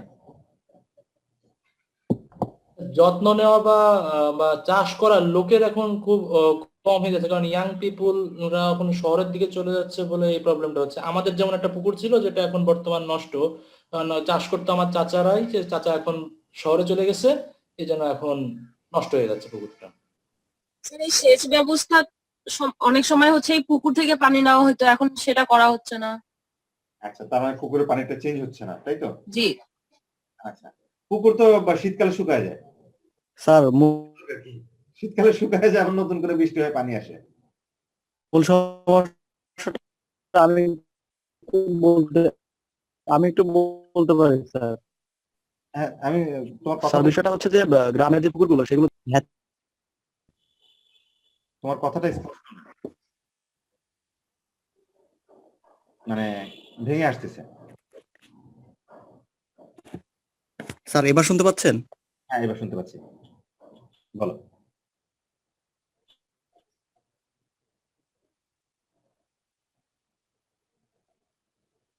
আচ্ছা, আমার মনে হয় তোমার নেটওয়ার্কে একটু সমস্যা করছে, পরে দেখে যদি আবার একটু শেয়ার করো। আচ্ছা, তো দেখো গ্রামের, আমি এই এক্সাম্পলটা এই জন্যই টানলাম, আমার গ্রামের ক্ষেত্রে আমি যদি বলি। শুনতে পাচ্ছেন? বেলাল, তোমার কথাগুলো স্পষ্ট আসতেছে না, ভেঙে আসতেছে। মাঠে মাছ চাষ হয়, তো যার কারণে এখানে সার বা অন্যান্য কীটনাশক যেগুলো প্রয়োগ করা হয়, যার কারণে এই পানিগুলো আস্তে আস্তে নষ্ট হয়ে গেছে। কিন্তু আগে যখন বাণিজ্যিক ভিত্তিতে মাছ চাষ করা হতো না, তখন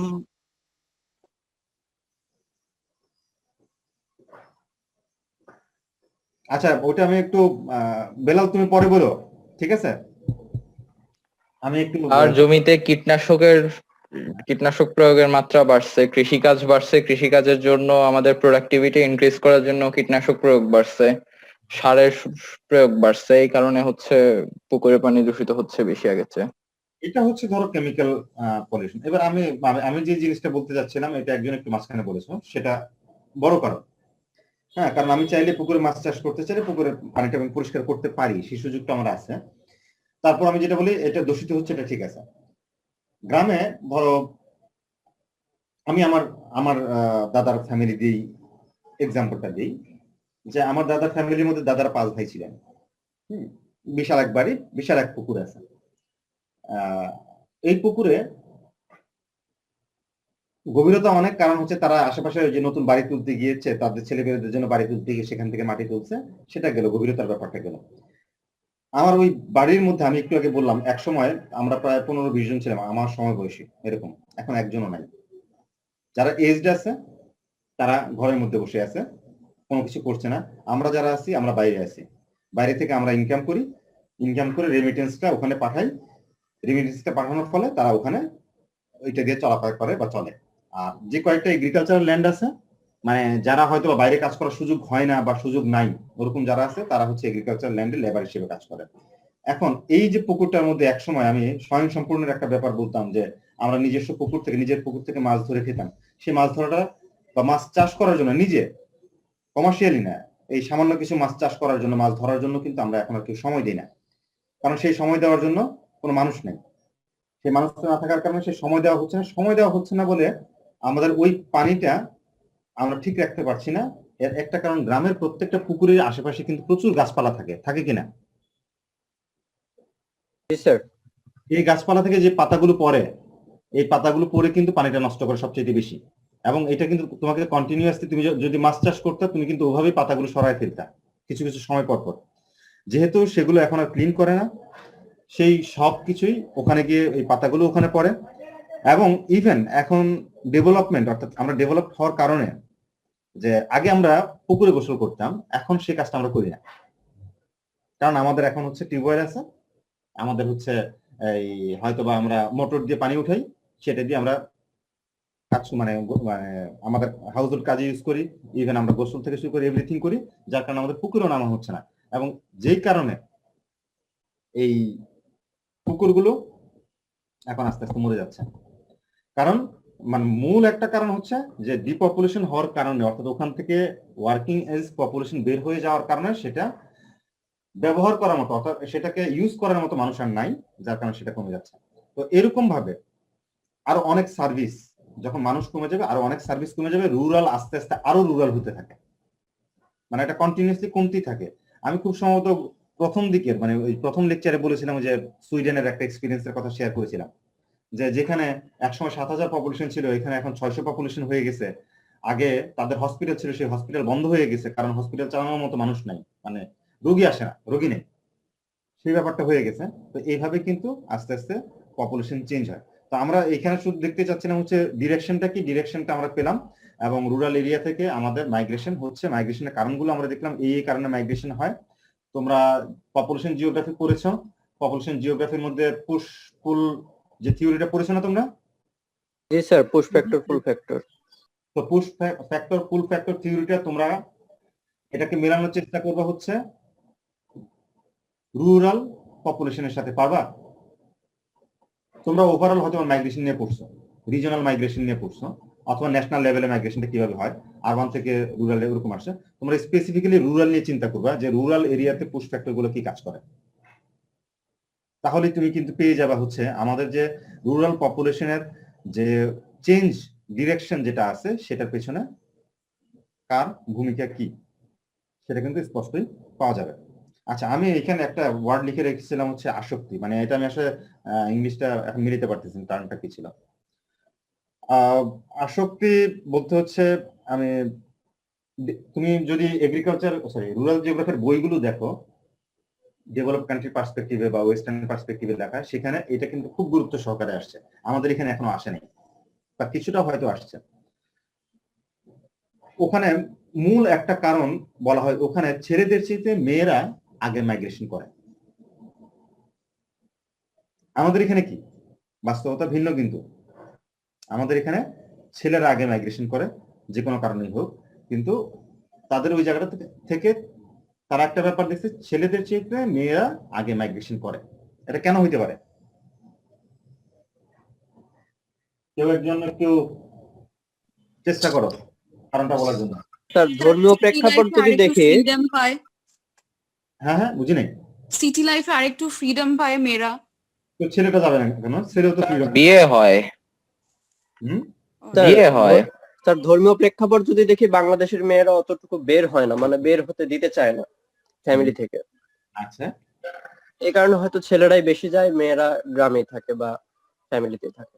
আচ্ছা, কিন্তু ওদেরটা কেন এরকম? মেয়েরা শুধু মেয়েই কেন যাবে আগে? মেয়েরাই কেন আগে যাবে? বিয়ে হয়, বিয়ে।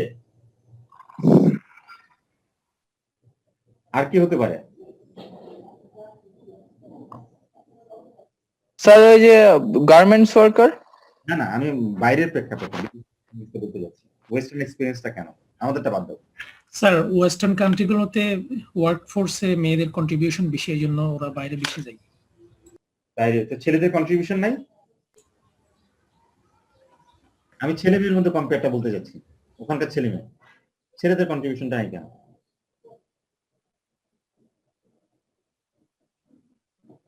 আচ্ছা, ওই একটা কথা একজন বারবার বলছিলাম, বিয়ে, তাই না? আমি বাংলাদেশের পার্সপেক্টিভে বলছিলাম, সরি স্যার। আচ্ছা, ওয়েস্টার্ন কান্ট্রিতে যেটা হয়েছে, ধরো যে ল্যান্ড বা এগ্রিকালচার, ওটা কিন্তু ওখানে সত্য। ওখানে কিন্তু এগ্রিকালচারে মানে মূলত পুরুষরাই মেনলি কাজ করে, ঠিক আছে? এটা একটা সময় কিন্তু এখনো কিন্তু মেনলি পুরুষরাই সেই জায়গায় কাজ করে। আচ্ছা, মেয়েদের ক্ষেত্রে যেটা হচ্ছে বলা হয় হচ্ছে, ধর ছেলেদেরও সেটা থাকে, কিন্তু তার কিছু অ্যাসেট আছে, তার কিছু মানে এখানে কাজ করার সুযোগ আছে। সেই সুযোগের কারণে সে তার এলাকায় প্রথমে একটু থেকে যেতে চায়, থেকে তারপরে সে হয়তো যদি না পারে দেন মুভ করবে। মেয়েদের ক্ষেত্রে হয় ওই যে আসক্তির কথাটা যেটা বললাম, এটা বারবার লিটারেচার গুলোতে আসছে, যে তারা চায় হচ্ছে আরবান বা সিটি লাইফটাকে চায়, এবং সেই জন্য তারা একটা মানে স্ট্র্যাটেজি ইউজ করে হচ্ছে, তারা পার্টনারটা খুঁজে নেয় হচ্ছে, চেষ্টা করে হচ্ছে একটা মানে আরবান পার্টনার খুঁজে পায় কিনা। এটার কনসিকুয়েন্সটা কি?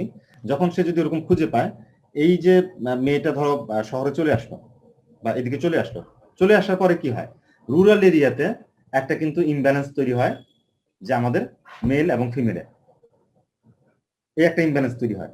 এবং এই ইমব্যালেন্স তৈরি হওয়ার কারণে অনেক সময় ওখান থেকে যে ছেলেগুলো থাকে তারাও আবার পার্টনারের জন্য দেখা গেছে আরবান এরিয়াতে মুভ করে। ইভেন এমনও হয় যে দুজন একসাথে মুভ করে। এটা হচ্ছে শহরের লাইফের প্রতি একটা আসক্তি থাকে, কিন্তু এটা আমি আসলে পুরো ব্যাপারটা পড়তে পারিনি, হয়তো আরো জানতে পারতাম যে এটা হয়তো বা এরকম থাকে। মানে মেয়েদের ব্যাপারটা কেন আসলো, যে আরবান লাইফ বা অ্যামিনিটিস যে জিনিসগুলো আছে, সেই জিনিসগুলোর প্রতি যে অ্যাট্রাকশনটা আস্তে আস্তে জন্মায়, বা যে ফ্রিডমটা একটু আগে বলে যে ফ্রিডমটা সে চায়, সেই ফ্রিডম গুলো এবং হচ্ছে অ্যামিনিটিস গুলো চাওয়ার জন্য, যেহেতু এটা ওখানে অ্যাভেলেবল, দেন আচ্ছা ওকে অ্যাভেলেবল, সেহেতু সে ওখানে মুভ করতে চায়। এবং এই মুভের কারণে কিন্তু কন্টিনিউয়াসলি রুরাল এরিয়া থেকে পপুলেশন আস্তে আস্তে বাইরে চলে যাচ্ছে এবং একজন আরেকজনকে নিয়ে যাচ্ছে। তো এটা একটা কারণ। আমি এটার জন্য বললাম, যদি তোমরা অনলাইনে বা কোনো ইয়েতে রিসোর্স ঘাটো বা কোনো বই ঘাটো, হয়তো তোমরা এই জিনিসটা পাবা, যেটা আমরা এখানে অনেকগুলো আলোচনা করলাম, এগুলো হয়তো তোমরা খুঁজে পাবা না ওরকম। আচ্ছা, নেক্সটে যদি আসি, কি আছে, আমরা কজেস অফ, এখানে একটি স্পেলিং ভুল আছে, যাই হোক, পপুলেশন চেঞ্জ কারণগুলো কিন্তু আমরা অলরেডি আলোচনা করেছি। এবার আমরা একটু আসবো হচ্ছে ফাইনালি এর ইম্প্যাক্টটা কি, এর কোনো ইম্প্যাক্ট আছে কিনা। একটু আগে কিছু ইম্প্যাক্টের কথা বললাম, এবার স্পেসিফিক কিছু ইম্প্যাক্ট বলতে পারবা, যে এই আলোচনার মধ্যে আমাদের যা চলে আসছে, যে রুরালি ডিপপুলেশন হওয়ার কারণে বা পপুলেশন গ্রোথ কমে যাওয়ার ইম্প্যাক্ট গুলো কি? রুরাল ইকোনমিক ডেভেলপমেন্ট হ্যাম্পার হচ্ছে না, হওয়ার কারণে না, সে ভবিষ্যতে কি প্রভাব ফেলবে?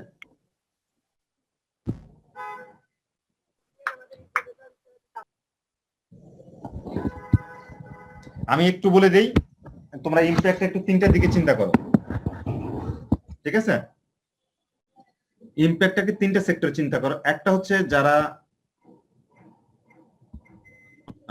হোস্ট কমিউনিটি, অর্থাৎ হোস্ট না, যেখান থেকে যাবে, যদি আমরা এটাকে বলি হচ্ছে অরিজিন মানে সোর্স, অরিজিন কমিউনিটি। আর একটা হচ্ছে ডেস্টিনেশন কমিউনিটি। আর একটা হচ্ছে যে মাইগ্রেশন যদি করে, মাইগ্রেন্টস। ঠিক আছে, এটা এভাবে না বলে আমরা মাইগ্রেন্টস বলি। এবার তিনটা প্রেক্ষিতে আসো, কি হতে পারে, যে ইম্প্যাক্ট গুলো কি, ফিউচার ইম্প্যাক্ট গুলো কি?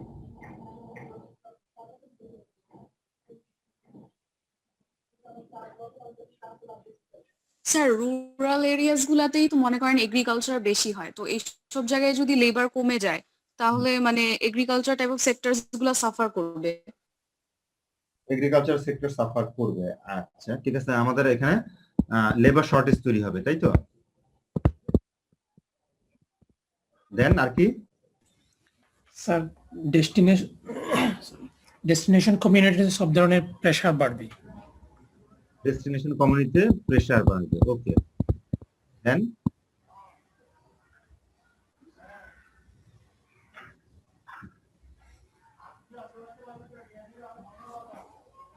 আর কি বলতে পারেন? স্যার মাইগ্রেন্টদের যেহেতু মানে ফ্যামিলিটা ব্রেকআপ করছে, ওদের মানে মেন্টাল প্রেসার মেবি বাড়বে। মেন্টাল প্রেসার বাড়বে, তাই তো? আচ্ছা, এটা মাইগ্রেন্টস এর হচ্ছে, এটা হচ্ছে ধরো ফ্যামিলি, আমরা এটাকে কি হিসেবে ইউজ করতে পারি? এটা যদি এভাবে লিখি উইক, না এটা উইক বলা যাবে না, এটাকে আমরা বলতে পারি হচ্ছে, আচ্ছা সাইকোলজি। ফ্যামিলি ফ্র্যাকচার বলতে একটা টার্ম আছে মনে হয়। হ্যাঁ, ফ্যামিলি ফ্র্যাকচার বলতে একটা টার্ম আছে মেবি। সেটা তো অন্য জিনিস আছে। ঠিক আছে, আমি সাইকোলজিক্যাল প্রবলেম হিসেবে ওভারঅল নিয়ে আসলাম। ঠিক আছে, ওভারঅল ধরে নিলাম এটাকে। দেন স্যার মাইগ্রেন্টের কোয়ালিটি অফ লাইফ বাড়বে। কোয়ালিটি অফ লাইফ বাড়বে। স্যার ডেস্টিনেশনে যেহেতু লেবার ফোর্সটা বেশি হয়ে যাচ্ছে, সেহেতু ওখানে লেবার রেটটা কমে আসবে। এখানে ওয়েস্ট কমবে, তাই তো? জি স্যার। তারপর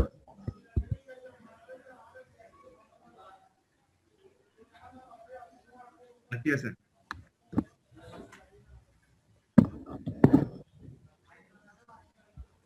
আর কিছু? এডুকেশন লেভেলে ইমব্যালেন্স আসবে। এটা চিন্তা করো না, তোমরা গ্রাম থেকে চলে আসছো যারা, বা চলে আসবা, হ্যাঁ, ভবিষ্যতে কি হবে ওখানে?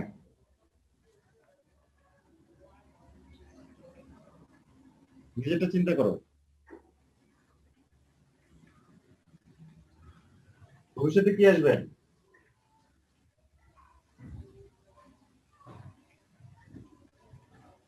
আচ্ছা, আমি আরো দুই একটা জিনিস বলি।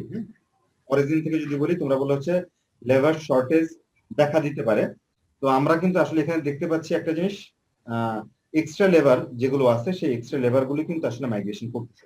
তারপরেও আমাদের সিজনালি লেবার শর্টেজ দেখা যায়, যেটা আমরা দেখি যখন ধান তোলার সময় হয় তখন ঢাকা শহরে রিক্সা চালকের সংখ্যা কমে যায়। হ্যাঁ, এর কারণ হচ্ছে ওই সময় ওখানে আসলে লেবার শর্টেজই থাকে, এটা উঠানোর জন্য। ওই ধান কাটাটা এখনো আমাদের আসলে হচ্ছে মেশিন ইউজ এরকম বেশি হচ্ছে না, বা হচ্ছে না বলা চলবে। হয়তো একসময় এটা চলে আসছে, তাদের আর ডিমান্ড থাকবে না। কিন্তু অন্যান্য জায়গায় আমাদের কিন্তু এই যে ধরো মানে ধান রোপণ থেকে শুরু করে করার পরে কিন্তু বাকিটুকু থাকে হচ্ছে এটাকে মেনটেনেন্স, পানি দেওয়া, এগুলো দেওয়া। এটার জন্য আলাদা লেবারের দরকার হয় না, এগুলো আমাদের ইরিগেশন আলাদা সিস্টেম চলে আসে। তো ওই সময়টা লেবার লাগে এবং এন্ডে আমাদের লেবার লাগে। আচ্ছা, তাহলে একটা যেটা এখানে কথা আসছে যে আমাদের একটা লেবার শর্টেজ, কিছু সিজনালি লেবার শর্টেজ তৈরি হবে, এটা একটা। সেকেন্ড আরেকটা কথা হচ্ছে, তোমার ওখানে ইম্প্যাক্টটা হচ্ছে যেহেতু ওখান থেকে মানুষজন বের হয়ে আসবে, তাহলে হচ্ছে সার্ভিস ডিক্লাইন করবে, মাস্ট। সার্ভিস ডিক্লাইন মানে হচ্ছে সেখানে যথেষ্ট পপুলেশন না থাকার কারণে বা কমে যাওয়ার কারণে আস্তে আস্তে সেখানে যে সার্ভিস গুলো ছিল সেগুলো মানে সংখ্যা কমতে থাকবে, এটা হবে। এখন এটা সব রুরাল এরিয়ার জন্য এক হবে না, কিছু জায়গায় কমে যাবে, কিছু জায়গায় বেড়ে যাবে। এটা একটা। থার্ড আরেকটা ব্যাপার হচ্ছে, আমরা অনেক সময় বলি যে এডুকেশন তাকে অপরচুনিটি দেয়। সে এডুকেটেড হলে সে অনেক অপরচুনিটি পায়। সে ওই এলাকায় থেকে, ওই এলাকা তাকে বড় করলো, তার যে স্কিলড একটা পার্সন, লেবারটা, সে কিন্তু ওখান থেকে হারাবে। তার মানে হচ্ছে অরিজিনে আমাদের যে আমরা একজন ডাইনামিক এবং পটেনশিয়াল, যদি বলি ডাইনামিক এবং পটেনশিয়াল বা স্কিলড, যদি এখানে বলি স্কিলড লেবার, হ্যাঁ, ডিক্লাইন, এটা ইম্পর্টেন্ট একটা কমিউনিটি ডেভেলপমেন্টের জন্য, সেটা কিন্তু অরিজিনে কমে যাবে। অরিজিনে আরেকটা জিনিস হবে, সেটা হচ্ছে যে ডিপেন্ডেন্সি রেট বেড়ে যাবে। কারণ হচ্ছে যেহেতু ওয়ার্কিং এজ পপুলেশন বাইরে, আমাদের ওখানে ডিপেন্ডেন্সি রেট, অর্থাৎ হচ্ছে যারা এজ পপুলেশন, ফিমেল পপুলেশন এবং ইয়াং পপুলেশন, মানে যেটা বলবো চাইল্ড বা চিলড্রেন, এই সংখ্যাটা কিন্তু অনেক বেড়ে যাবে। সে পুরোটাই ডিপেন্ডেন্ট। তো যখন ডিপেন্ডেন্সি রেট বেড়ে যায়, ইয়াং পপুলেশন কমে যায়, তখন কিন্তু একটা কমিউনিটির, যদি আমরা ডিজাস্টার ভালনারেবিলিটির কথা বলি, ভালনারেবিলিটি ইনক্রিজ করে।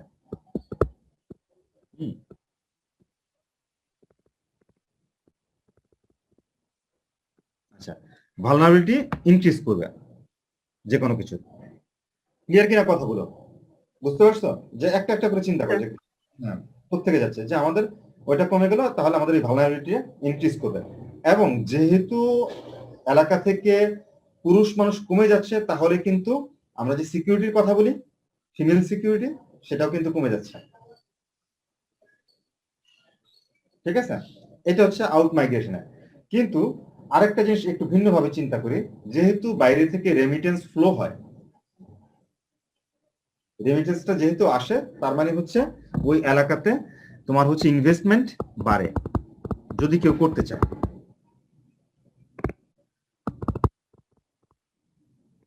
এটা হয়। আবার আরেকটাও জিনিস আছে, ওখান থেকে ইনভেস্টমেন্ট চলেও যায়। এটা একটা গেল। দেন আচ্ছা, জাস্ট একটা লিঙ্ক করে এইটুকু গেল। আর যদি আমরা ডেস্টিনেশনের দিকে আসি, ডেস্টিনেশন ইম্প্যাক্টটা হচ্ছে, যেটা দিস ইজ ট্রু, কোন একটা জায়গায় যদি এক্সট্রা মানুষ চলে যায়, সেখানে তোমার প্রেশার তৈরি হবে। কিন্তু এটাও সত্য, মানুষ সেই জায়গাতেই যায় যেখানে অপরচুনিটি আছে। আর অপরচুনিটি থাকা মানে হচ্ছে সেখানে লেবার শর্টেজ বা নতুন কোনো এন্টারপ্রেনিউরশিপ ডেভেলপমেন্ট করার সুযোগ আছে, সেই জায়গায় যায়। আর নর্মালি এই কথাটা ঠিক না যে ডেস্টিনেশনে তোমার ওয়েজ কমে যায়, এই কথাটা ঠিক না। কম্পিটিশন বাড়ে, স্কিলড লেবারের ডিমান্ড বাড়ে, বাট ওয়েজ ডিক্লাইন করে না। কারণ যত তোমার ডাইনামিক এরিয়া হবে, তত তোমার ওই জায়গার মধ্যে ওয়েজ ইনক্রিজ করতে থাকবে। এটাই স্বাভাবিক নিয়ম। আচ্ছা, ডেস্টিনেশন আরেকটা হবে হচ্ছে তার ইনফ্রাস্ট্রাকচারের উপর একটা প্রেশার তৈরি হবে, যেটা আমরা একটু আগে প্রেশারের মধ্যে চলে গেলাম। এবং ডেস্টিনেশন আরো একটা হবে, সেখানে হচ্ছে তার ইকোনমিক ডেভেলপমেন্ট ফাস্টার হবে। কারণ সে লেবার নিয়ে আসতেছে, তার ওখানে অপরচুনিটি, রিসোর্স ছিল, যেটা আমরা গত লেকচারে বলেছি, রিসোর্স আছে, অ্যাসেট আছে, কিন্তু হয়তো বা এটা কাজ করার মতো লোকজন নাই, তাহলে কিন্তু সেটা কোনো কাজে আসবে না। এখন তার কাজ করার লোকজন আসছে, তাহলে এই ডেস্টিনেশন এটা হবে। যেমন ঢাকাকে আমরা দেখতেছি, ঢাকায় প্রেশার ইনক্রিজ করেছে, পপুলেশন প্রেশার, কিন্তু ইকোনমিক ডেভেলপমেন্ট কিন্তু ঢাকায় অনেক হাই, বিজনেস কিন্তু অনেক বেশি পরিমাণে বাড়তেছে, এবং এখনো কিন্তু কন্টিনিউয়াস মানুষজন আসতেছে। ঢাকায় এসে একটা মানুষ মানে কাজ না পেয়ে এক সপ্তাহ বেশি থাকা লাগে না, সে এক সপ্তাহের মধ্যেই কাজ পাবে, কোনো না কোনো কাজ পেয়ে যাবে। ঠিক আছে? আর মাইগ্রেন্টস এর ক্ষেত্রে যদি আমাদের আসি, তাদের সবচেয়ে বড় কথা হচ্ছে কোয়ালিটি অফ লাইফ। তারা বেটারমেন্টের জন্য যায়, হয়তো সেটা ইমপ্রুভ করে। এবং যেটা তোমরা ধরো এটা বললাম, এই সাইকোলজিক্যাল এই ব্যাপারটা ছিল, এটা হয়। এবং মাইগ্রেন্টসদের ক্ষেত্রে আরো একটা যেটা হয়, যে আমরা টার্ম ইউজ করি প্লেস অ্যাটাচমেন্ট, হ্যাঁ, সেন্স অফ প্লেস বা এরকম কিছু টার্ম ইউজ করি। তো প্লেস অ্যাটাচমেন্টটা আসলে তার লোকালিটির প্রতি একটু কমে যায় অনেক সময়। এই জন্য আমরা দেখি অনেকে শহরে এসে পার্মানেন্টলি কিন্তু এখানে সেট হয়ে গেছে। এটা একদিক থেকে যেমন তার কোয়ালিটি অফ লাইফ, আর একদিক থেকে হচ্ছে তার ওই আগে অ্যাটাচমেন্টটা কমে যাওয়ার কারণে সে আসলে যদিও সুযোগ থাকে, তারপর সে এখান থেকে যেতে চায় না। এই জিনিসটা হয় আর কি। তো ইমপ্যাক্ট গুলো আমরা একটু মোটামুটি দেখলাম, ঠিক আছে? আচ্ছা, এটা তো চলে গেল। এখন তাহলে আমরা আজকে কি আলোচনা করলাম একটু আর ওই যে এখানে আমি যেটা বললাম বাংলাদেশের প্রেক্ষাপটে রুরাল এরিয়ার পপুলেশন কিভাবে ইনক্রিজ করছে বা ডিক্রিজ করছে অথবা ট্রেন্ডটা কি, এটা আমি যখন ওই অনলাইনে ওদের সাইটের অ্যাক্সেস পাবো তখন আমি এটা একসময় দিয়ে দেবো তোমাদেরকে।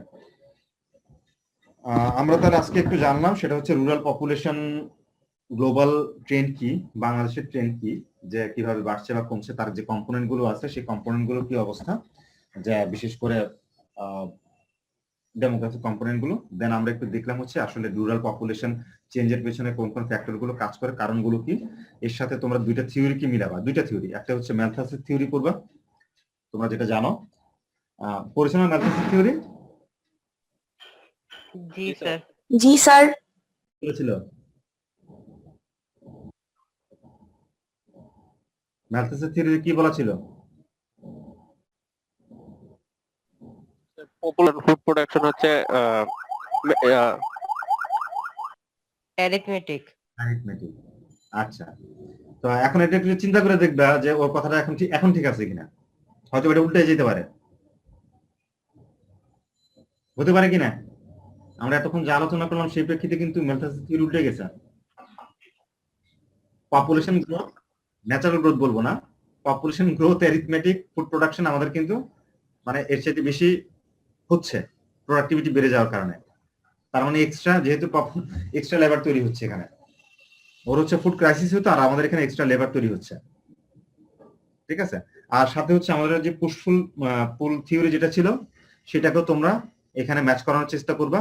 সেটাকে ম্যাচ করলে যে আমরা যে ইম্প্যাক্ট গুলো পেলাম অথবা কজেস গুলো পেলাম সেগুলো আমরা মোটামুটি পেয়ে যাবো। কজেস গুলো আমরা বললাম। তো এখানে আমি ওই ক্লাসরুমে আপডেটটা আজকে দেবো না, আগামীকাল দেবো, ওটা লেখা হয়নি ঠিক মতো। তবে মূল কোশ্চেন গুলো যেটা হতে পারে, ধরো পরীক্ষার জন্য যদি চিন্তা করি আমরা বাংলাদেশের, ধরো গ্লোবাল প্রেক্ষাপট একরকম, বাংলাদেশের প্রেক্ষাপটে রুরাল পপুলেশন চেঞ্জের ধরনটা কিরকম, কারণটা কি এবং তার প্রভাব কি, একটা প্রশ্ন পরীক্ষা যদি আসে এমনি আসতে পারে। তো আশা করি যদি এইটুকু শুনে থাকো ঠিক মতো, একটু যদি মনোযোগ দিয়ে করো তাহলে হয়তোবা লিখতে পারার কথা, ঠিক আছে। আর একটা ব্যাপারই থাকবে, তোমরা ব্যাপারটার নাম হচ্ছে, আমি এখন একটাই মোটামুটি সবই এখানে আছে,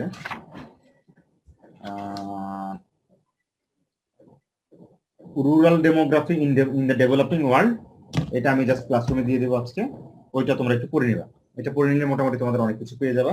আর বইয়ের স্ক্যান গুলো করে আমি দিয়ে দেবো, বইয়ের দুইটা চ্যাপ্টার আছে। কার কোনো কোশ্চেন আছে?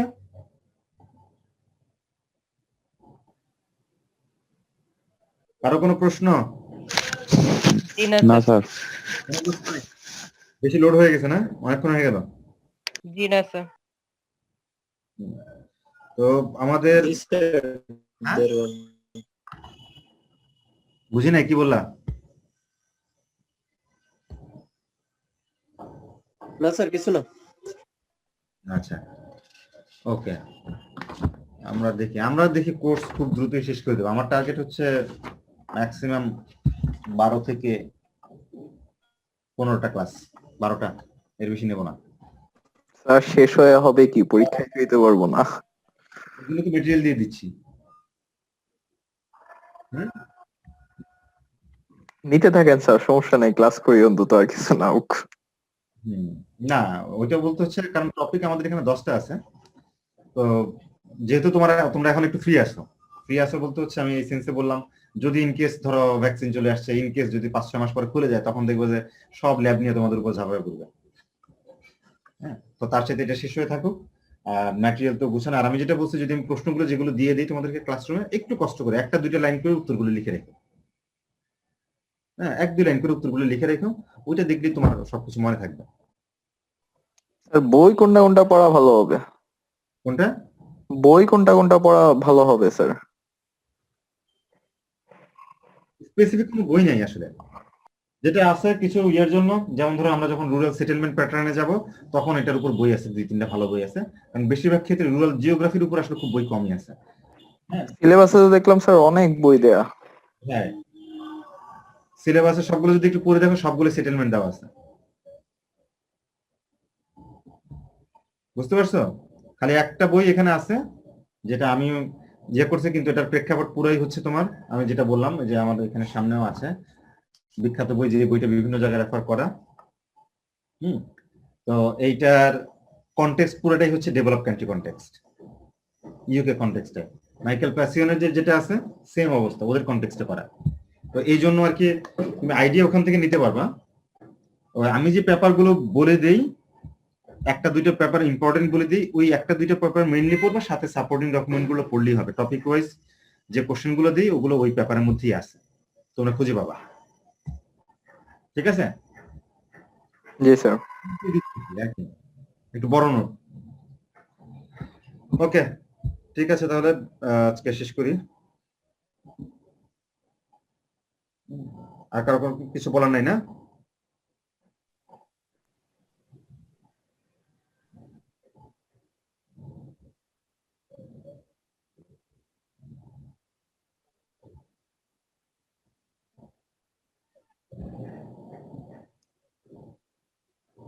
ওকে, তাহলে শেষ করে দেই। শেষ। আসসালামু আলাইকুম স্যার। আসসালামু আলাইকুম। স্যার